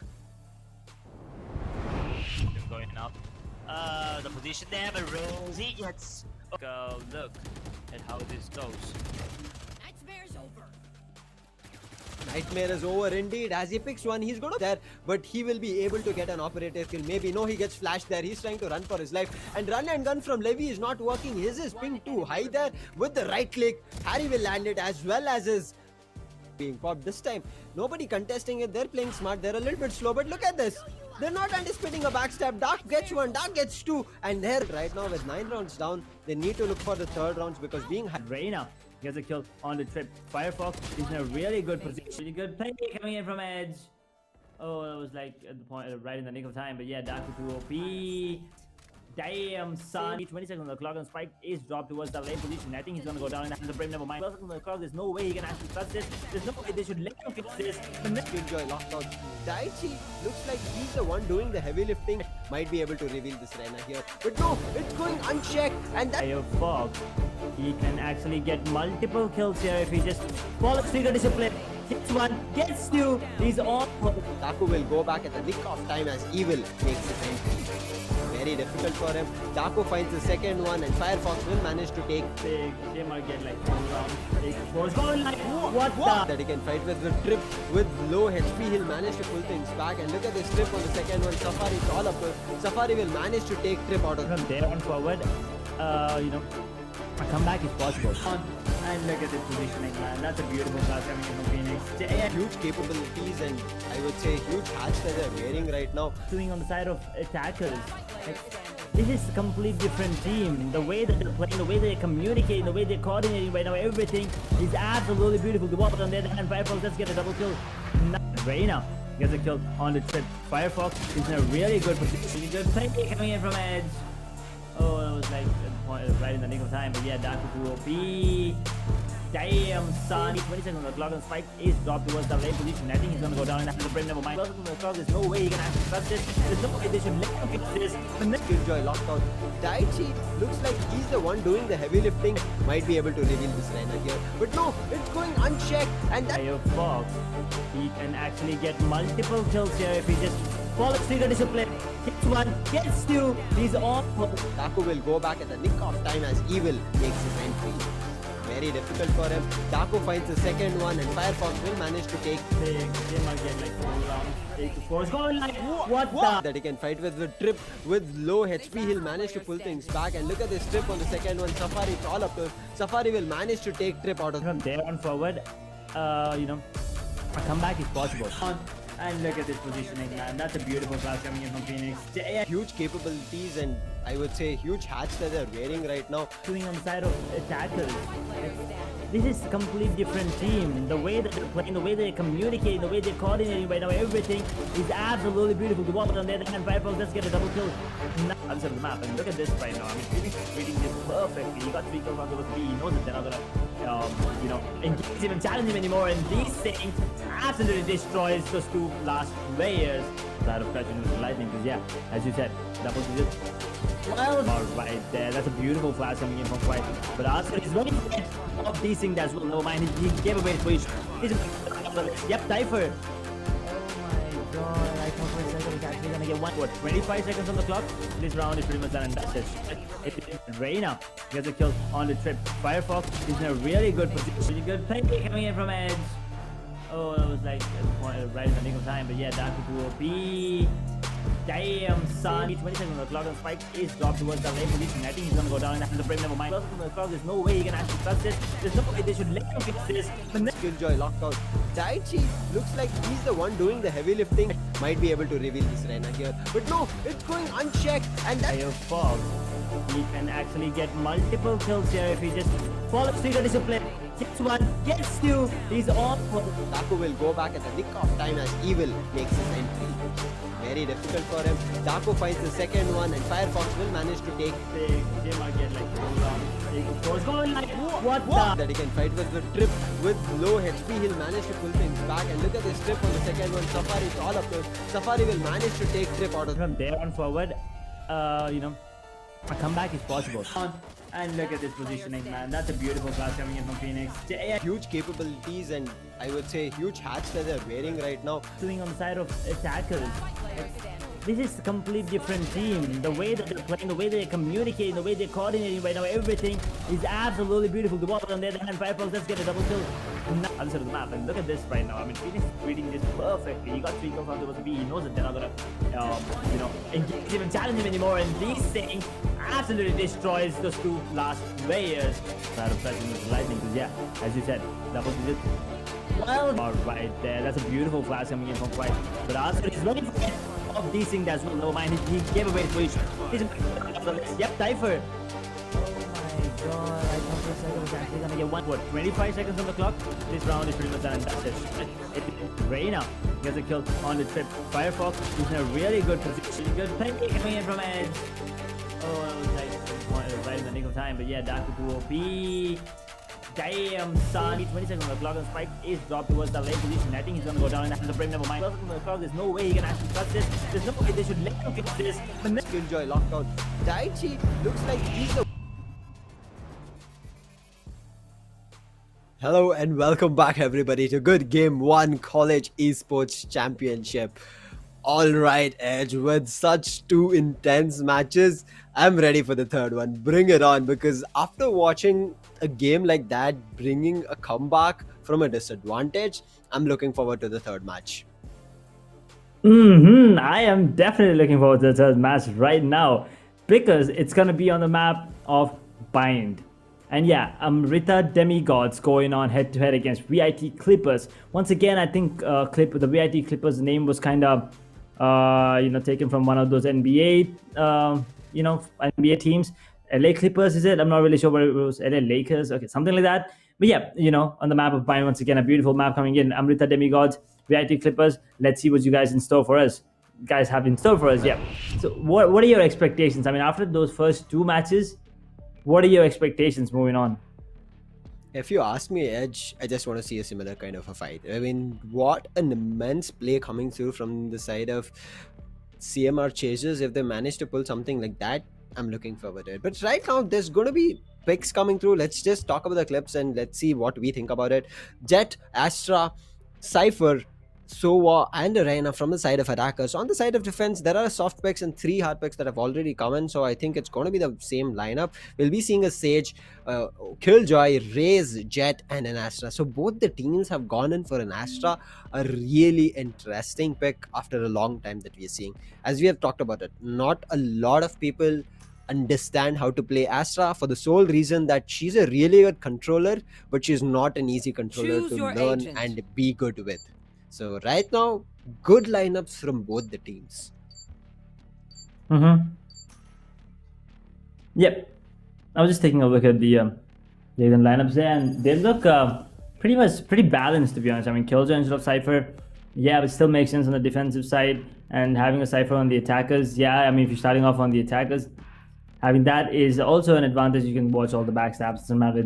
Cypher Exactly. does bring in that global presence right there, unlike the KJ. I mean, after it was nerfed, people did not like it, to be really honest. But yeah, with that being said, just taking a look at the agent lineups, I think it's going to be a fair fight, as you mentioned, Dark. As you mentioned, Lucy, I'm really sorry.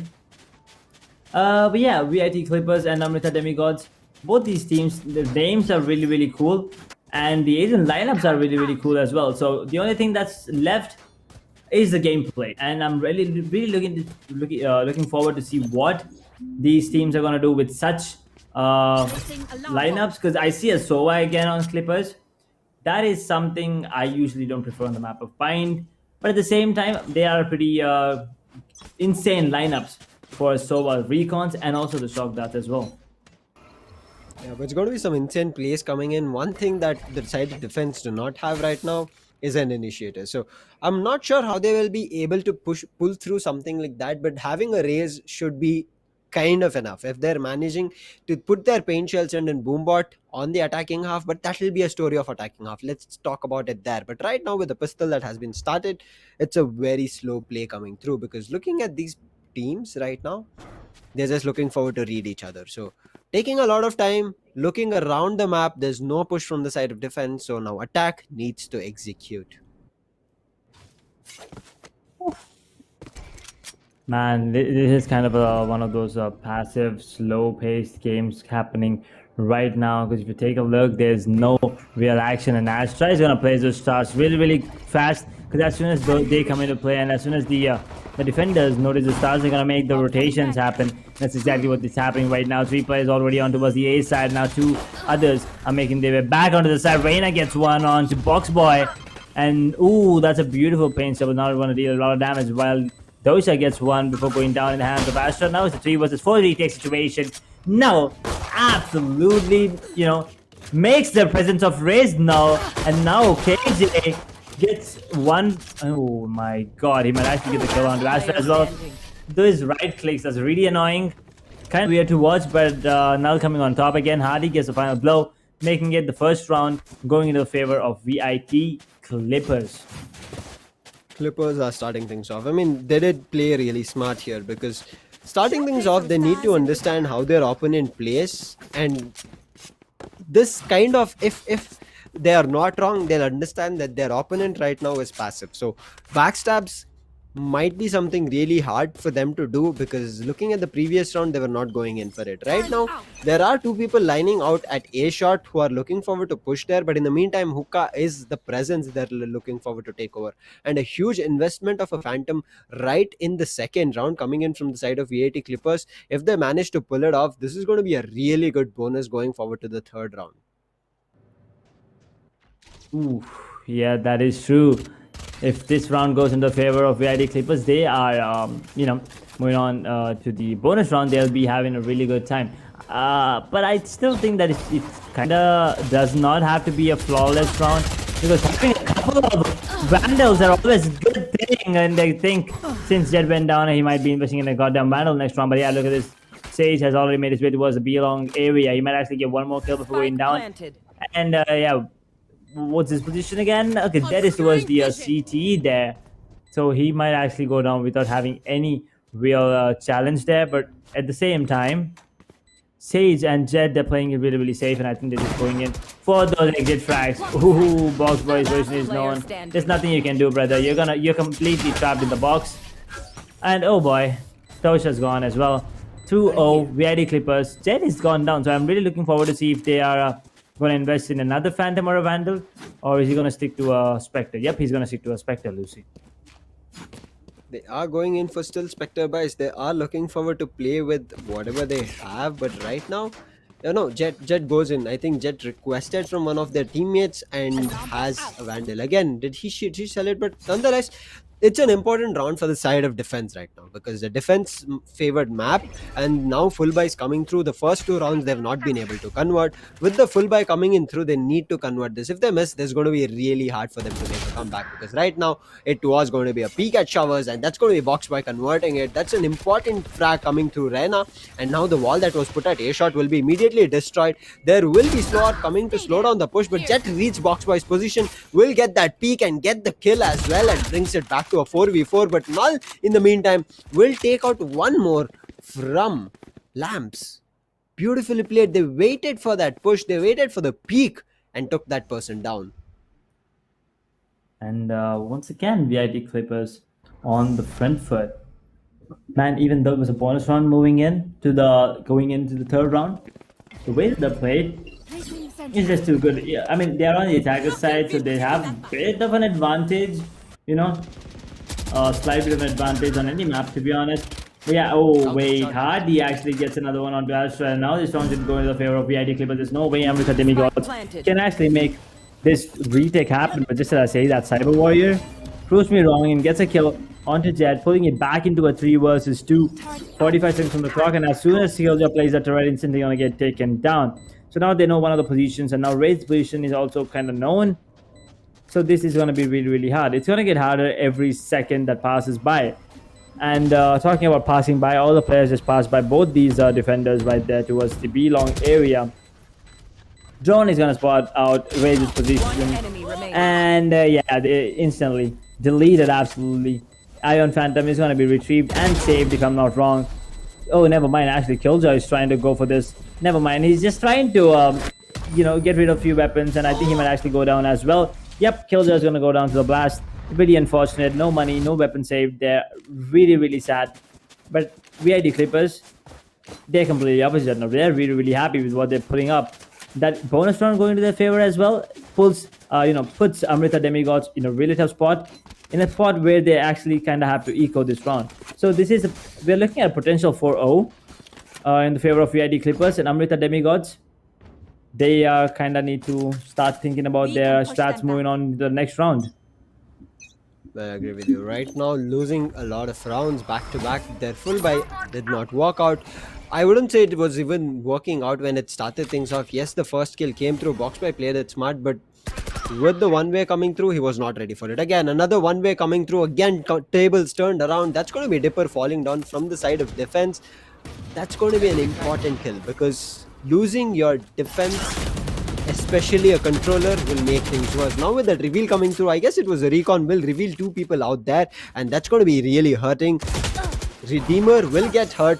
Doisha, on the other hand, will manage to push up B-long. Jet will get a dash and get that confirmation on that kill. But in the meantime, Redeemer is trying to push things back. What a play coming from Cyber Warrior here. He gets the first kill. He might be able to upgrade himself to a rifle. But Reyna is looking forward to the fight from A-shot. And if Reyna gets this kill, that's going to be really important, because 3 people alive at A site, it's going to wreck things on another level for the side of VID Clippers. And VID Clippers look like they want to do a lot of damage, brings it back to a 2v2 situation. Both of them fortunately get rifle upgrades right now in their eco round, but Boxby needs to check his left corner. He checks it. He managed to whiff a lot of shots, and Null will manage to convert it, along with Jet getting a headshot and a 3k. That's going to be Amrita Demigods going down another round.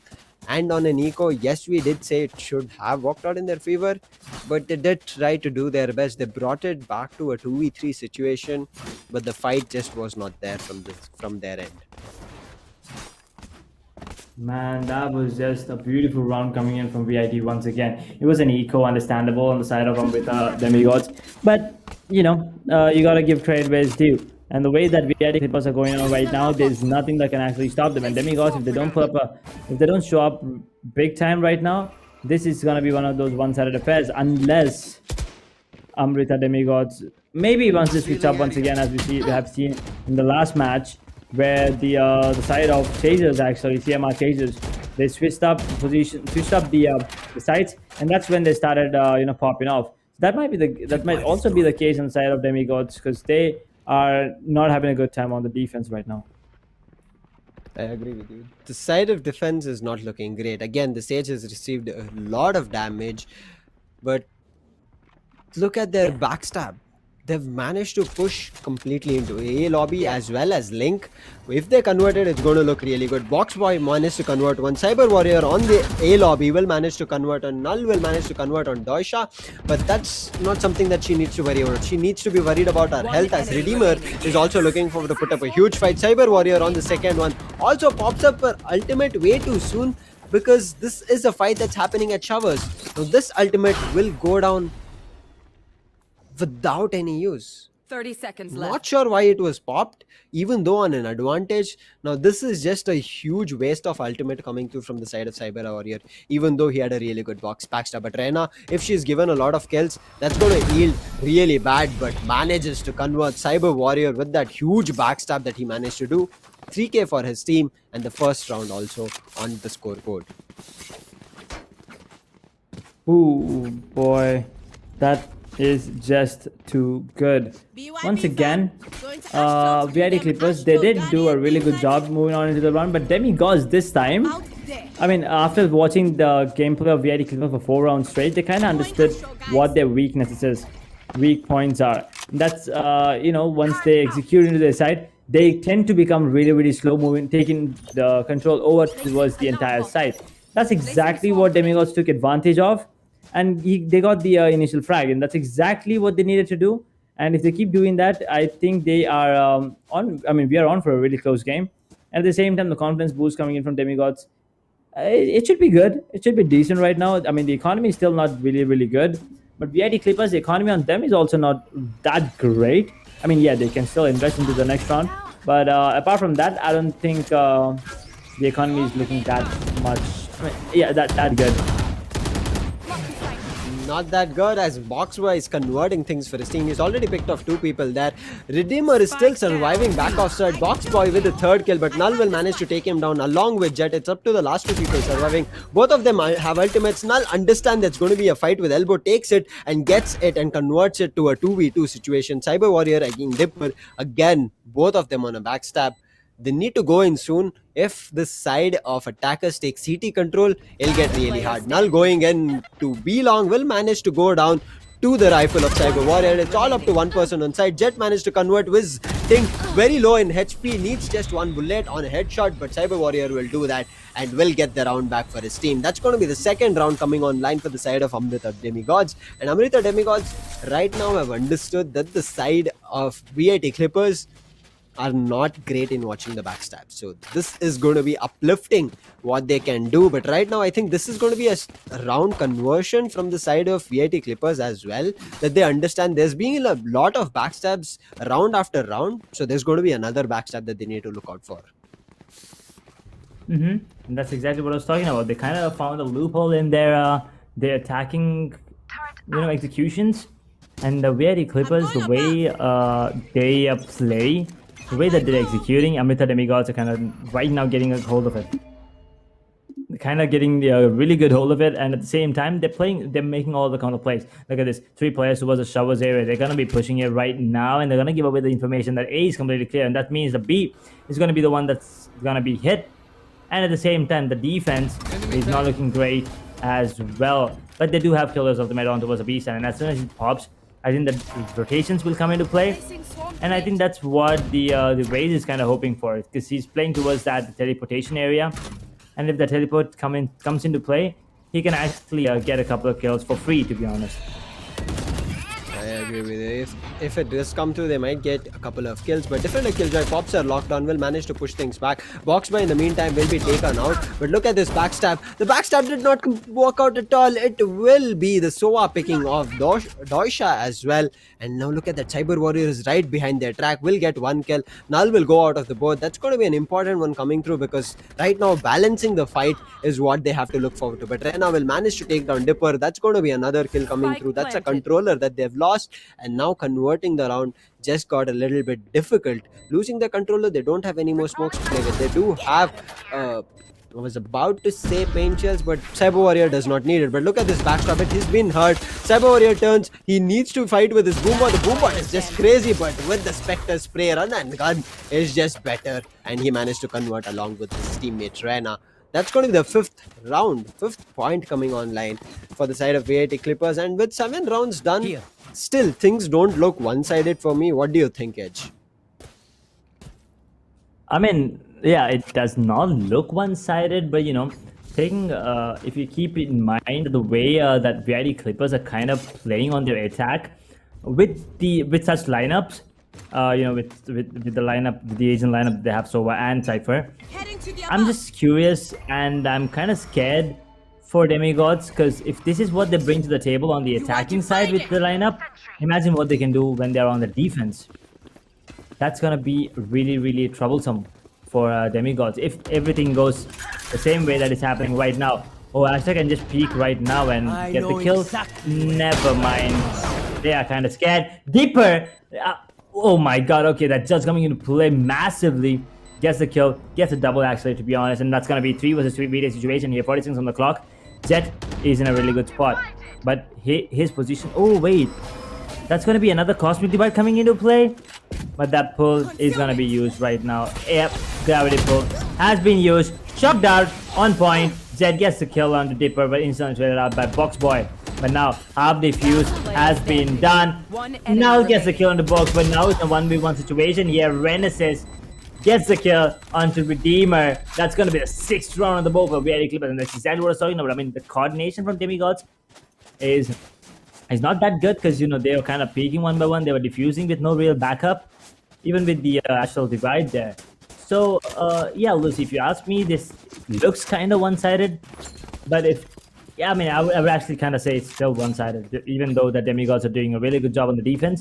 VIT Clippers, they are doing their best and they're coming out on top no matter what. I agree with you. They're coming on top. That was a messy retake. I mean, it was a very messy retake coming in from the side of defense. They had an advantage. They put down the Cosmic Divide. It would have been a great barrier to play around with, but there were no crossfires held. No crossfires. And now you can see that's the round, the confidence that they needed, that they can convert through ultimates as well. Hardy starts things off. Redeemer's position is known. He's cracked. He's vulnerable. And if he goes down, that's going to be the side completely going out. Boxboy will manage to take one. Boxboy's position is known. Hardy will take that, but Redeemer is still surviving in shot. Run and gun from him, but it's only one kill as Rena will take him out of the board. Ooh, boy. Spike planted. He actually managed to, one more shot. Come on, Dribble. One shot is all you need. Yep, Dipper gets the kill onto Sova now. Reina gets the kill on the Cyber with the Gotham Classic. Did he just waste his showstopper there? I think that just went to face. But now, Dipper in a 1 versus 2 with a fake jump. Zed is watching that angle, so he cannot actually fake jump that. That is just not possible because Zed is right there and now his position is known. Astra should be going down in the hands of Zed. Yep, Dipper. That was a really good try, but never mind, because VIT Clippers, they're on a roll. 7-2, 5-round lead, moving on towards that 10th round right now. Null and Jet both on double-digit scores already, but at the same time, all his teammates are doing a really, really good job as well. On the side of Demigods as well, everyone's doing a pretty good job, but somehow VIT Clippers, they are just being able to enter the site and also take control of it and completely defend it better than the defenders themselves. I agree with you. I mean, it's just, I was about to say this because it looks like the communication between the side of Amrita Demigods is not great. They're missing out in terms of calling whether they're going to retake together, whether they're asking for somebody to rush into a site. That's missing from there. And again, you look at this, goes in for a peek without having any support, takes down Rena. Empress immediately popped off, and this Empress might work out in his favor. And as I say, Cyber Warrior will get a kill somehow right behind the Rena, but Rena will immediately convert it. Rena has a leer. Rena needs to be taken on. Doisha managed to take him out, but Jet with an immediate trade. Look at this. Good trades coming in from the side of VIT Clippers, and they go in for a post-plant positioning. Look at them. There's just, get the spike down. Let's just go back and just play around. And now with Hunter's Fury online, Renesis, and even the whole team of VIT Clippers, they don't have anything to worry about. Just look for any kind of a backstab or play the post plant until the spike gets tapped. Last player standing. Yep, that's exactly what they need to do, and that's exactly what they're gonna do. And this will be available. And oh, beautiful headshot from both the players actually, Killjoy and Astra there. But now Killjoy down to 10 points of health. Shock darts coming into play, pushing away Killjoy, and now there's no way that he can just do anything. There's no way they can do anything in that particular round. Oh, for a sec, I thought that was actually going to go down to the blast as well, but never mind. The Redeemer is going to stay alive with 10 points of health and the Vandal save. Moving on into the 11th round, but VID Clippers, they are going in strong, 8-2. Lucy, do you think VID are going to be walking away the winners, or do you think on the side of the attackers, demi-gods might actually become gods? Time out.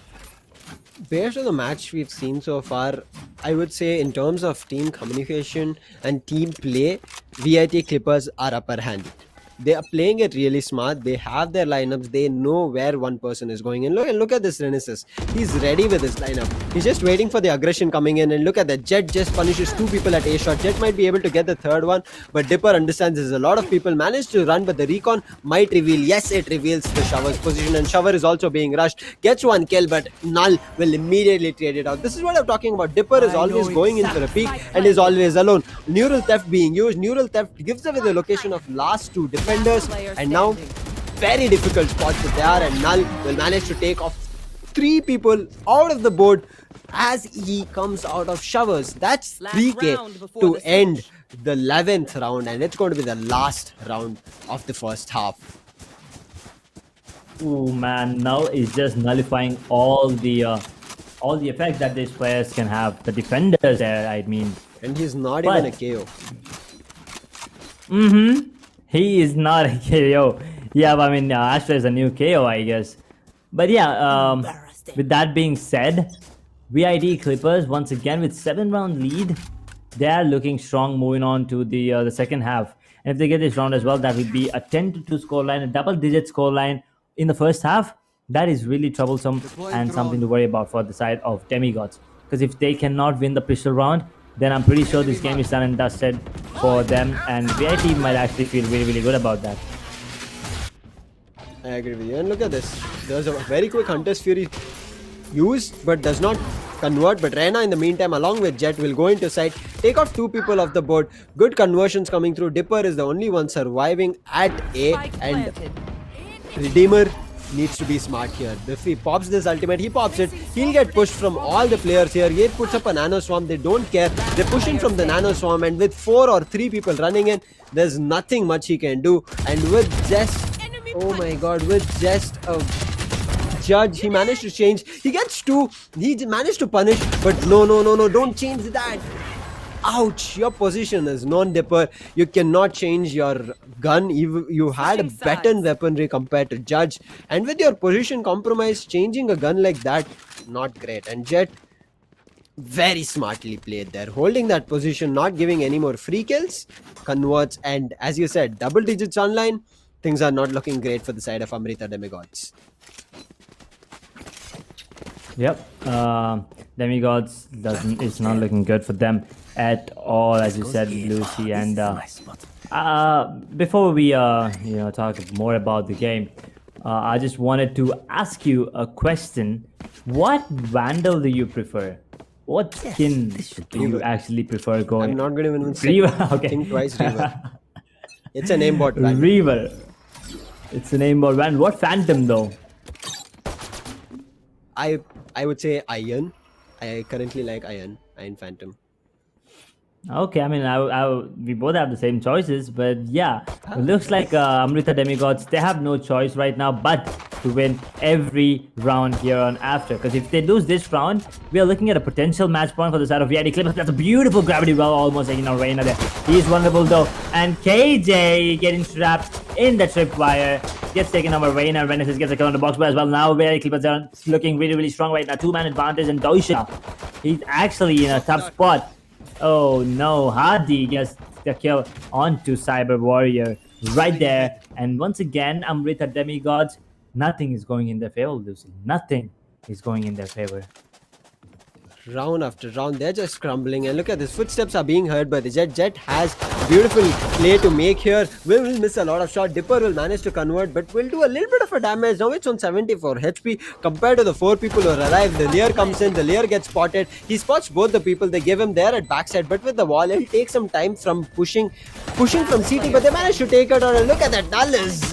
This confidence there. He pushes out, and Renis is like, you go, man. I'm right behind you. I'm going to get that trade if somebody takes you out. The confidence on Null to just push out after breaking a wall, because look at that. That wall is so thick. If you're coming out of it, you don't have a great vision that you can just fight off with. But the side of attack, they were already flustered. They were not sure where to worry about. They did not cover B long. Hookah was already compromised. CT, they heard a lot of signs coming through, and they did not know where to keep their eyes open. Ooh, true that. VID Clippers, the way that they played that round was absolutely beautiful to watch, even with the retake, man. Even though the wall was there, they were constantly, trying to break it, and instantly the trust in the teammates, that is just beautiful to watch. That is something we usually don't see even in pro matches, but that's exactly why I love this particular tournament. And ooh, Jet diffing out Jet there, and can he dash out? He doesn't want to dash out because he already used dash. Never mind. But I think he landed Sage landed a shot onto Jet. It's a force buy coming in from Amrita Demigods, and rightfully so. Because if they lose this round, we're going into a match point. Done. Oh no, that's one. Reina gets another one with the Ares. That is just, oh my god, plays coming in from him. Last Because player the Ares, standing. oh, make that a triple actually. He's on for the quad. And his position is not known. What? Yeah, Killjoy, wait, really? He just got the kill onto the Jet with the goddamn turret. Redeemer, he's good for one. Never mind.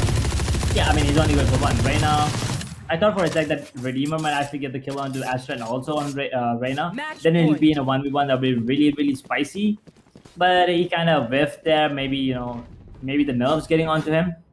But yeah, apart from that, VID Clippers, match point, and Amrita Demigods, I think this is it's all over for them. Yeah, with match point Edge, it looks very difficult to convert. You can see again the force buy is coming through. They are putting down a couple of backstabs. That backstab from Rena with an Ares and managing to control that Ares spray. Beautifully played from Rena. Now this is going to be a round that they want to quickly convert. Ooh, this round. Okay, wait, Redeemer did get the kill onto Cypher, now pulls it back to a 4 versus 4. But apart from that, this is just not looking good for them at all. They have no economy, they have no weaponry right there. The weaponry just looks sad and depressing.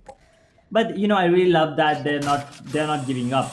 They know they are at a huge disadvantage, but they still want to give it their best and give it their all. That's exactly what you need. Moving on into the further into the tournament as well. Not giving up is something all these teams need to learn, Lucy. I agree. You should not ever give up. Just watch the previous match. You should never give up. And if they would have given up the side of CMS Chasers, they would have already lost it. But they managed to make a comeback. So never give up. But right now, it's back to a 3v3. But looking at even a 3v3, Dipper is very low in HP. And just a single bullet will take him down. Cyber Warrior's position is known compromised along with KJ, who's going at shovers. But they've lost the Spike. Spike is a huge deal right now. But Cyber Warrior gets a kill. And Redeemer gets one more. That's going to be a third kill coming for Redeemer and gets the Spike as well. But it's all up to the Jet right now. They do have an ultimate, a lockdown to play with. Redeemer's position gets compromised. They need to go for the spike plant. Jet gets one. Jet needs just another one. She's wasting a lot of time. Redeemer is looking for the kill, but he needs to go for the spike plant. Otherwise, this round is just lost. Now with 5 seconds on the clock and 4, 3, 2, 1, the clock is just ticking, and with 0 hitting. Oh no, before 0 hits, that's going to be a Jet converting. Very unfortunate for the side of Redeemer, but the side of VID Clippers, they played it really good. Jet, again, we saw this in the previous round where I guess Kitar, being the Omen, did it at the right point. He just ran away as he knew that the spike was lost in first lane and did not have time to recover and go for a plant. Same thing here. Jet ran away as soon as he understood that there was nobody planting the spike. Beautifully played. That was a really good round from them and a really good game as well from the entire side of VID Clippers. Yeah, they did. they did live through the names. We kind of got a lot of clips from them, but at the same time, Demigods, Agreed. not really sure what went wrong. But I think it's just one of those bad games for them, not having a really good day. Because if you take a look at the scoreboard right now, Redeemer and Cyberboy are the only two players with double-digit score lines, and Redeemer actually has a really good econ rating, 107, the highest in the server, to be honest. Ooh, that's really good. That's a bit of confidence boost for them, for him at least, moving on into the further of the tournament. But yeah, Doisha 3, that's something that you kind of have to worry about. But I mean, if you could take a look at the VID Clippers as well, Renaissance is sitting on 4, but he did his job, right? He was doing a lot of damage with the shock darts, the recons. He did have 6 plants to his name when he was on the attacking side. So that is just too good. VID Clippers, not only on the attacking, even on the defensive side, they were doing a really good job. So I think Amrita Demigods, they the Asian lineup, I mean the Asian composition did not work for them. Maybe because Redeemer, the way he was playing, he really deserves to be on the deal list. Or maybe he's just maybe he's just having a really good day, and maybe Box Boy is not having one. So I'm not in a place to judge yet. At least it's the first time we've actually had a chance to take a look at both these teams play. So yeah, I mean Redeemer, really good job on the Killjoy, to be honest. But at the same time, Harish on that Reina, also Null on that Astra was absolutely going insane, to be honest. I agree with every point that you said, Edge. I mean, the side of Amrita Demigods, it was not their day. Because as I said, I pointed it out on the start of the match itself when we were around 5-1 or 5-2 or something like that, or 6-1, that the side of Amrita Demigods are not playing together as a team. It's one person going in for picks. There, if they get a pick, well and good. If they don't, they just go down. There's no team communication coming through, especially on a very important round with that cosmic divide coming through. They could have held a really good crossfire there. They could have gotten the spike defuse as well as completely gotten that round. They did not hold a crossfire, and it just crumbled. Even using that ultimate, they did not make it work. So very unfortunate from the side of Amrita Demigods, but it's just a learning curve for everybody here. Some teams might have got their synergy right, and that's what happened for the side of VIT Clippers. On the other hand, it did not happen for the side of Amrita Demigods. Nothing to be disheartened, but something to learn away from, because as I said, it's a team game. It's not about how good you frag, it's not about which role you play, it's how well, even in case there's a couple of players who don't play their usual role, if they manage to play a team game really well and have their usual, I mean, say a player who does not play a SOA every day, takes up a SOA but knows his lineup a little bit, still can manage to do a fair play there. It's all about team game. But done and dusted is the third match. We can look into it another time, but now is going to be the fourth match, and I'm excited for it because the map is going to be on Heaven Edge.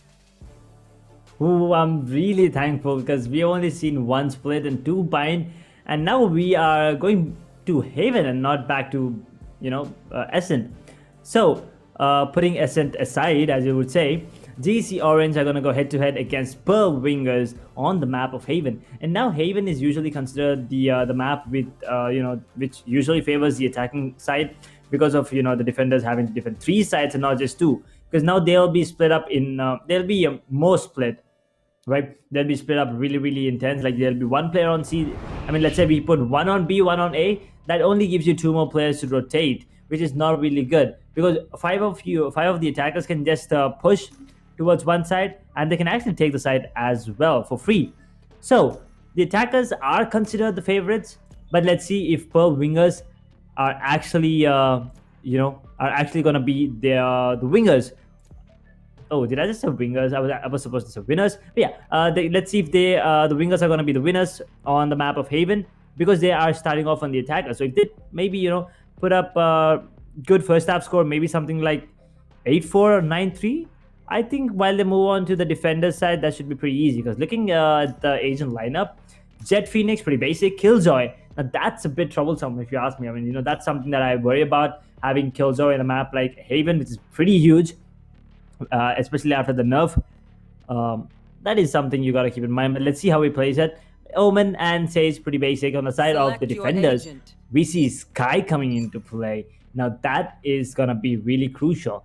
And Tempest on the Phoenix there. And once again, Omen, Killjoy, pretty basic. and Raze as well. So the utility damage is really looking good on the side of defenders. But Sky coming into play, I'm really looking forward to that. I agree with you. The lineup is really good, but I would have also wanted to see Jet from the side of defense, because this is going to be a map that an operator play is really good. Yes, Race can do that. She has her blast packs to play with, but if it gets even a little bit messed up, then there's no running away from it. It's not going to get easier. So if they manage to still pick out operator plays as we head into the either the third or the fourth round, because that's going to be very crucial. As you said, this is a map which is highly attack oriented with 3 maps there. Defense will be split very thin, so they need to have a strong gun and utility usage on a site. I mean, Killjoy can hold down a site. They need another one as well similar to it, and operator is going to be a weapon that a couple of people will fear directly going into its nozzle or even its crosshair. But now it's about the pistol round. Let's talk about it. There's going to be a quick blast pack coming through. A paint shell coming through, and it'll be Raze converting that immediately on the Jet. An opening flag destroyed, but she will manage to convert on Tempest and get the site opening. Yep, that's the first blitz. I mean, this is going to be a fast-paced game. Look at it, and Smith, the Rocks, is going to get the kill onto Marco there. Marco did not see that coming, but yeah, Charming Bird, he gets the kill onto the clone. What the hell? Standing. How did Charming Bird miss all of those shots? Yeah, apart from that, ooh, I am Thanos. Beautiful defense, but he tried to hold his ground. But at the end, you know, there was just too many players and it was just a goddamn classic in his hand. Maybe if he had a Frenzy or a Ghost, he would have had a better chance. But yeah, nevertheless, GC Orange, a really good round coming from them, and Pearl Wingers, that was a nice try as well. The way that they executed into the round, into the site, was absolutely beautiful to watch. But Smith the Rocks and Charming Bird, they did a really good job trying to retake that particular site. That is the side of A. Yeah, I agree with you. I mean, GC Orange and especially Raze, who went on a shot to attacker side and pushed it. I mean, you saw Killjoy had no idea that happened. They knew that there was somebody there, but they did not know which position from. So that's going to be a really good round for the side of defense, especially starting things on the first pistol round itself. So right now, an anti-eco coming in, I'm pretty sure they'll be really good to go ahead with as well, because right now an anti-eco will favor them with Spectres.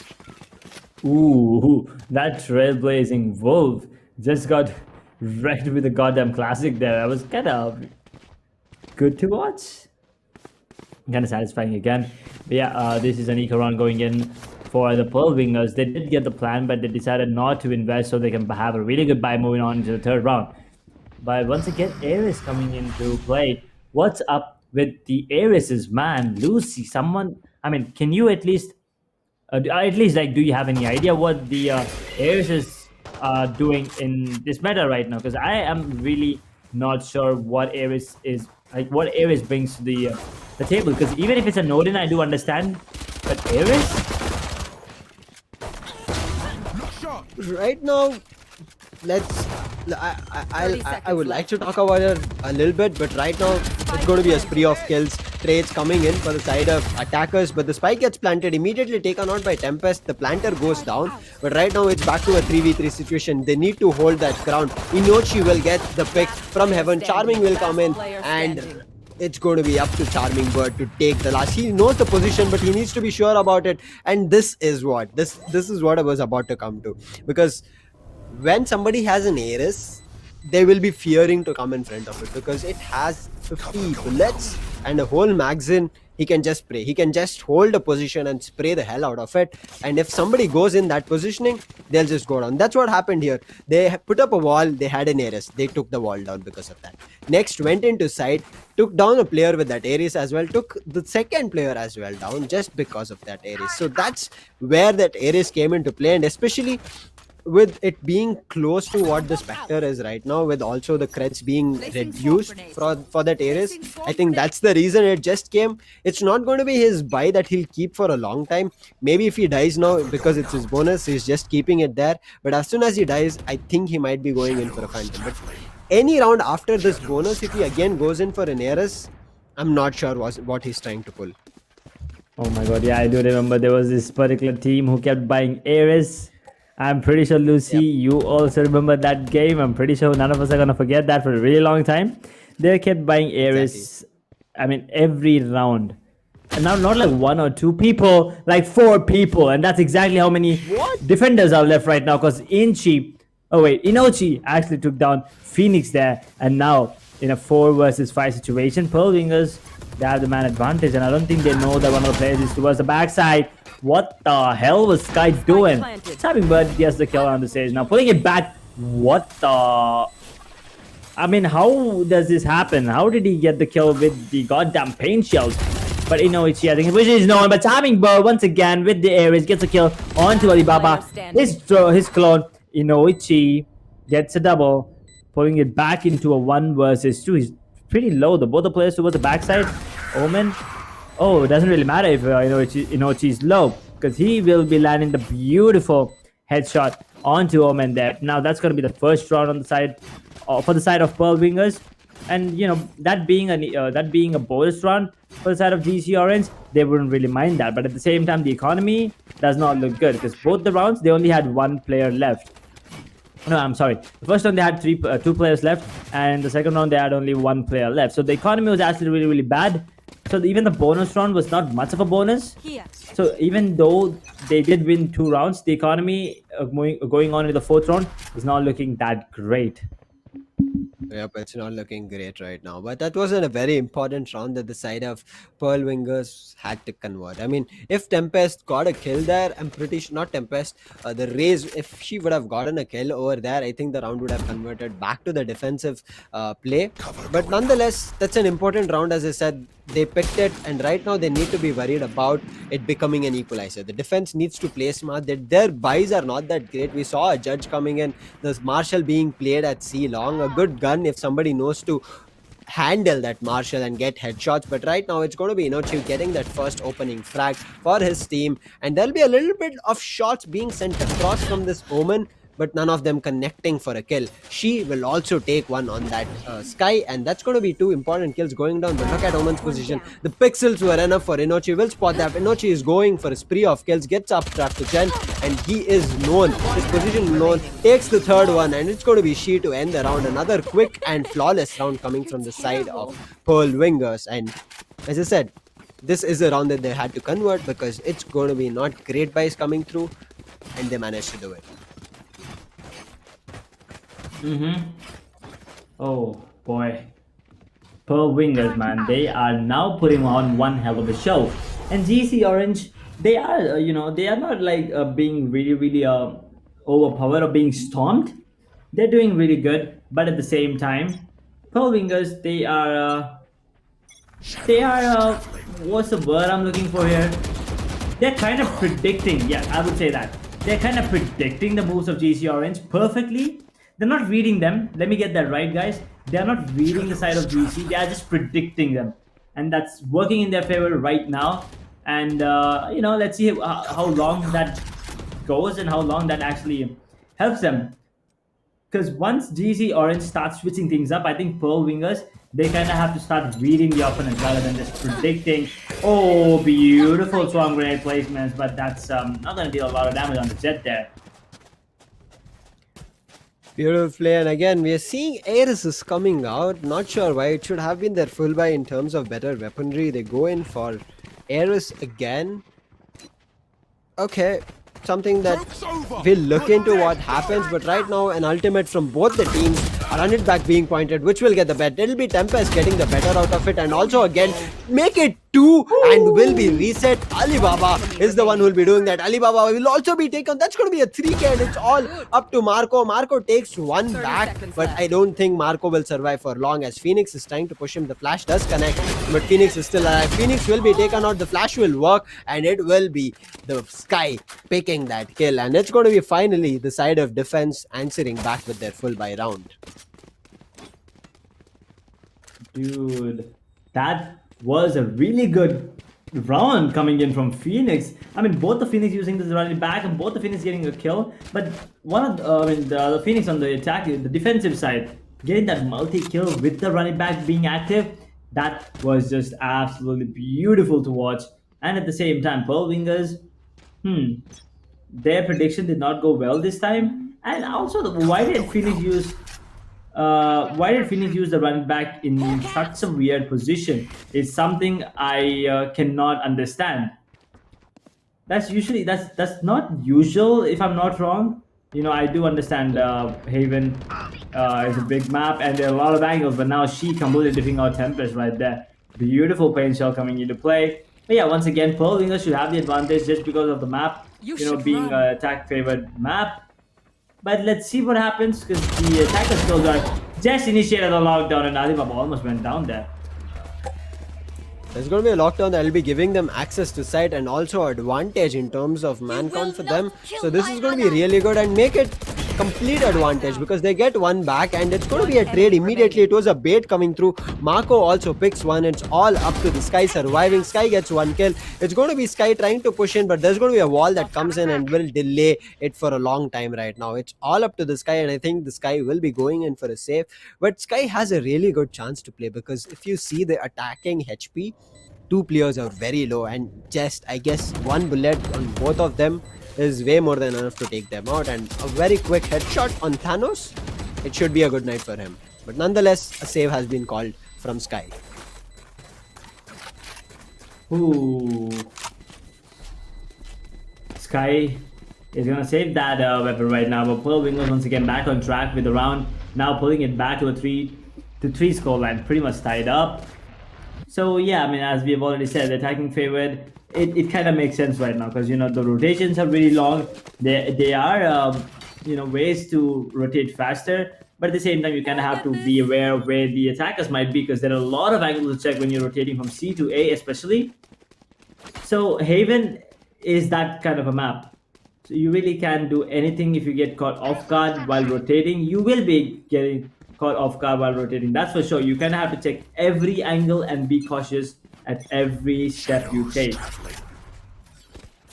Every step you take, you need to look out for yourself and for your team as well. But right now, it's going to be Pearl Wingers who have equalized the score and they're looking forward to bring things back their favor. They've used the lockdown to bring it back. Now the run it back is immediately popped. She is going in for the side. Not checking green box might be a disadvantage, and yes, that's going to be okay.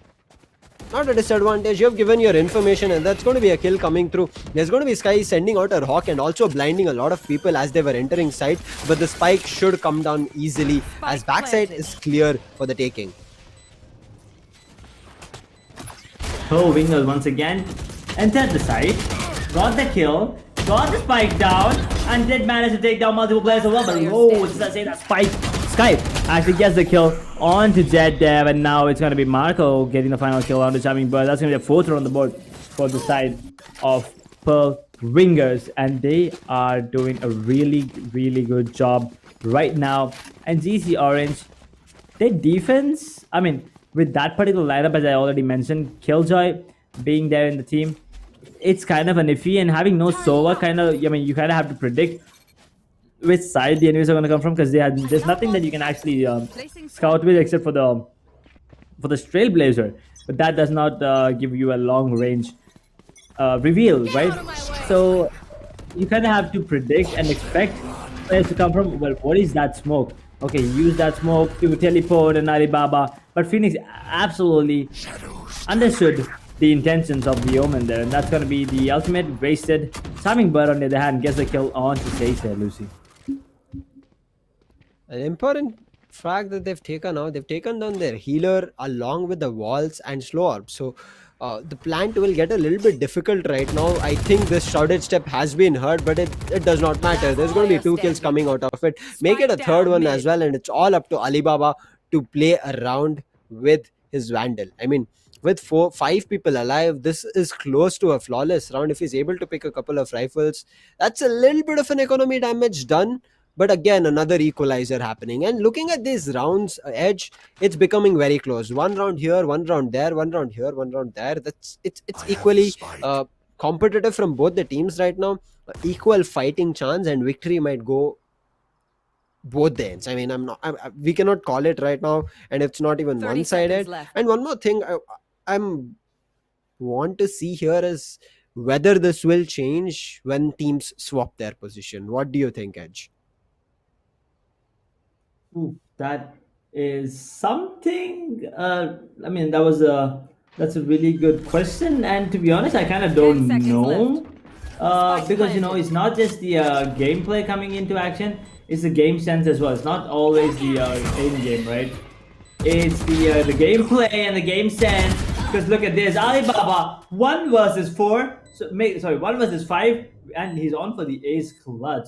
Both the players are towards the elongated short side. Run it back is gonna be used. Alibaba, he's gonna give away his position towards the heaven area right now, and that beautiful grenade is actually gonna be enough to push him back right now. And I think Alibaba actually knows that this is happening right now, and Reyes is ready for it.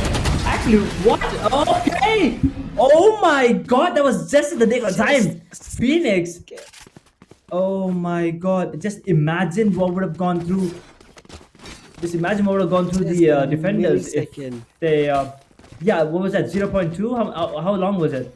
Zero something. I think I he just don't got know. the kill at the nick Yeah. of time there. And he did manage to get the ace as well. So Alibaba, that's a beautiful run coming from him. At the same time, the nerves, man.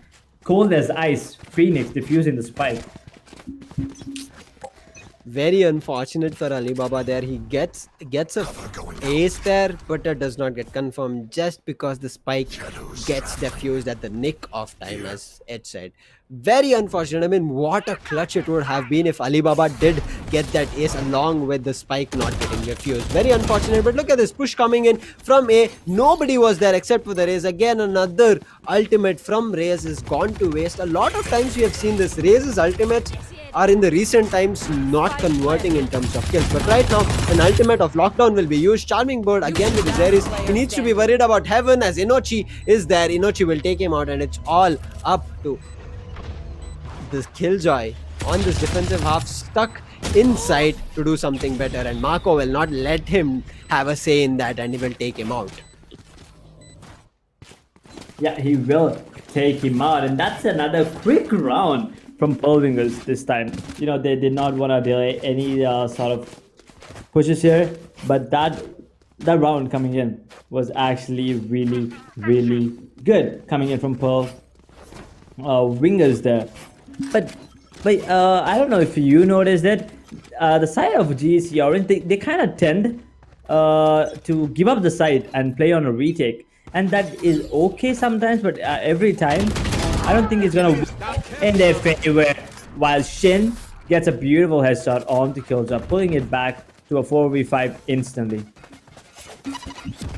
Instant change of pace, but Tempest says he wants to make it to an equal opportunity for both the teams to fight, and that's going to be a 4v4. That's a beautiful play coming through, and Charming Bird for some reason is just running around. He did have an ultimate to play with, but look at Phoenix. He is going into side, but in the meantime this does not work. Thanos managed to push into CT. This is what I said. Use your ultimate in your favor, and Thanos will get a 3K, and it's all up to the Phoenix. No use that.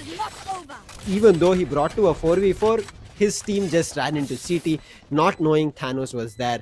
Very unfortunate for Tempest, but Tempest managed to get a rifle in that fight. That's all he does. Man, another round, another win for Wingers, another kill for Inochi as well. 4-6.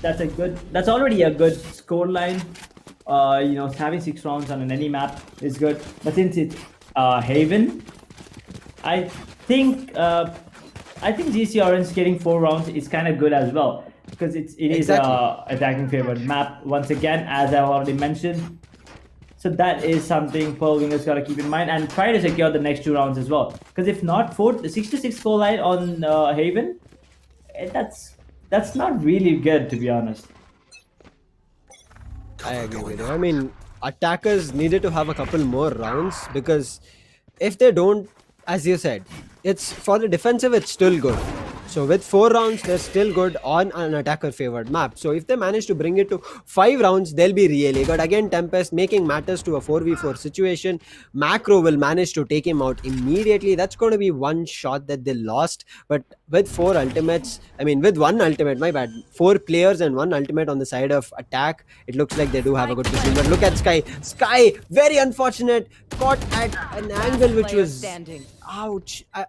I don't even know how to explain that, but caught in the corner edge of the smoke, he was blinded completely. That vision was dropped down. Very unfortunate for his end, but now Killjoy is trying to do as much as possible, but was not ready as Marco peeked in. Marco gets him with a net shot, and that's going to be the 7th round coming online for the side of Pearl Wingers. And if it becomes a 7-5, as you said, Edge, the defense is still in good terms as they move into attack. Oh, that definitely is. I mean, 4-8 is also a good score, to be honest. But yeah, if it goes 5-7, favoring the attackers, I still say that GC Orange has a really good chance even on the attacking side. And Pearl Wingers, they definitely need this round. And at the same time, you know, GC Orange, they kind of have to play really well on the attacking side, not like how they're playing right now. They are being really aggressive in few rounds, and then they kind of, you know, indecisive is the word I would use. Oh my god. Imagine if she went down there. That would have been the death of Tempest. Oh no, Tempest, look behind you.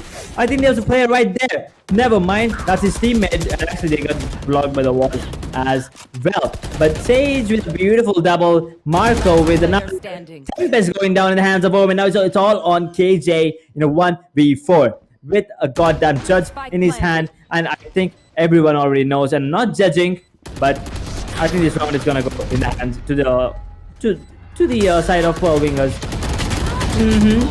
He gets 1 before going down. Yep, I mean that was a consolation prize anyway.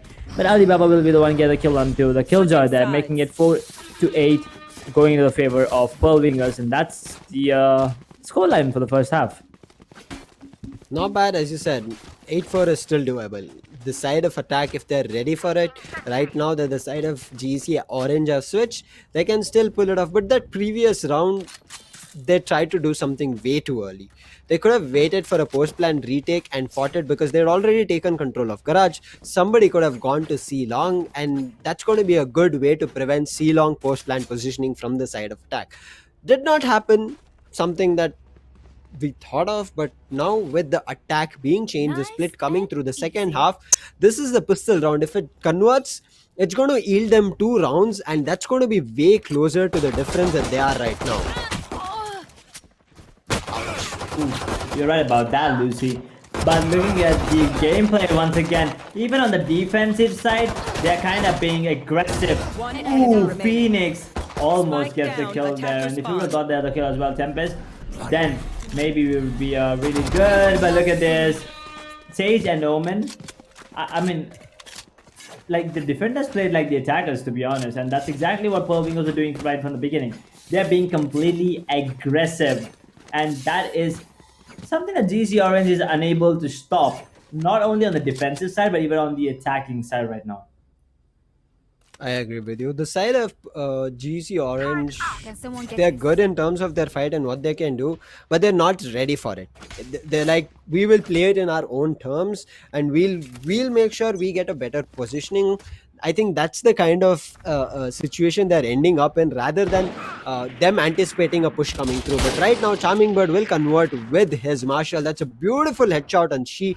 But look at that, the backside is not clear. Marco will convert 1, but the Killjoy will manage to pull 1 back. But Alibaba immediate with the trade. Look at the push. Coming together is what we need from teams, and that's what the side of Pearl Wingers are doing. Last player standing.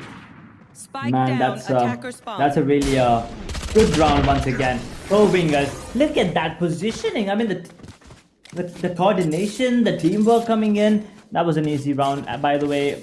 Anyway, but now GC Orange, they're pushed back into an eco, just because they kind of forced that round, wanted to force and make a comeback. Right now, Pearl Wingers already on the double digit, 4 rounds. For the side of GC Orange, and Pearl Wingers, they're being dominant. They're being dominant is what I would say right now, Lucy. complete dominant performance from the side of Pearl Wingers. They're not letting the side of GC Orange command any kind of a gameplay. You can see again, they're trying to push. It's going to be Sky who will manage to see a couple of pixels, but will not be able to get that kill because Inochi is not gone in for a white pick. He goes in, but will manage to come back to safety. I guess he saw two people there, and they managed to come back. In the meantime, I guess there should be a push that can come from the other two sides. In the meantime, it does not look like it. There's Killjoy playing in from Garage, her utility all the way at Garage, as well as C-Long, beautifully playing with her utilities. In the meantime, this game is just a little bit slow before we see any action. Variable removed. Ooh, boy, Marco with the judge. Beautiful kill there onto Tempest right now. And then Thanos, on the other hand, gets a kill onto the Omen as well. So once again, even though this is one of those low buy rounds, once again, wait, did he just get the shot through the wall with the Marshall there? That was unexpected. Yeah, nevertheless, Pearl Wingers looking like they're on a roll right now, and this might go to the favor as well. Looking at a potential 11th round. Yep, flawless round going to the favor of Pearl Wingers and GC Orange. I don't know how to tell this to you guys, but you guys really need to take the time out right now. I cannot stress this enough. Guys, please, if you're watching this stream, not only this particular team, any team, if you're feeling low, if you think you're on the back foot, if you think you can come up with a better strat, take the tactical timeout. I cannot stress this enough. Take the timeout. Maybe sometimes that's exactly what you need. You need to cool off. You need to take a deep breath and think of a better way, and then come back stronger with the next round. But these teams, they don't want to do that. They want to keep going in, and going in. And right now on the side of GC Orange, they're not even ecoing Lucy. They are not even ecoing and saving even a single round.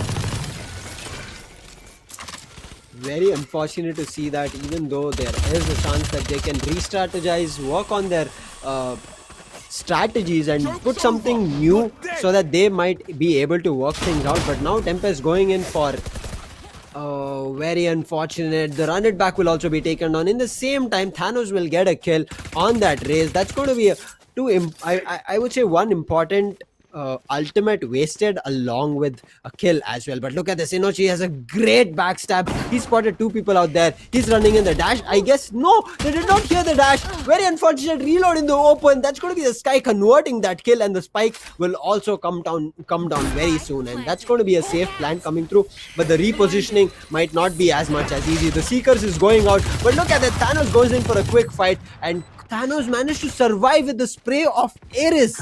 What a play coming in from Thanos. But Thanos again, another 3k. It's all up to Tempest, who is all the way at Seaside. The spike is slowly getting defused, but Tempest's position is not known. They might be able to hear it, and Thanos with a fourth. It's going to be a match point edge.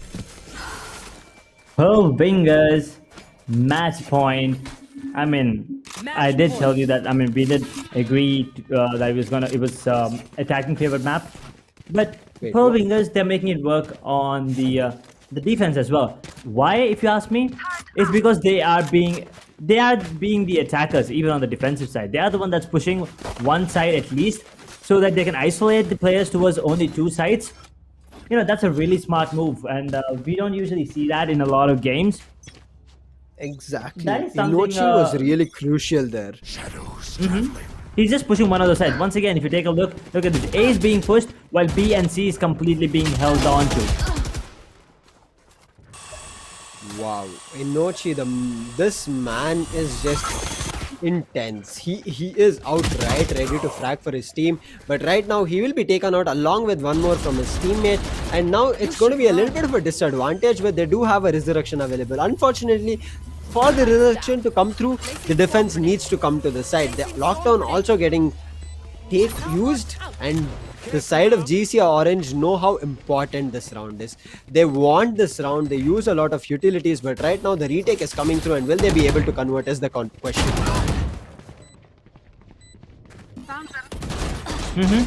Marco, once again, with the kill on the Tempest with the goddamn judge. He gets another one as well. Now it's going to be charming, but getting the kill onto Sage there. Oh no, that out was actually cancelled.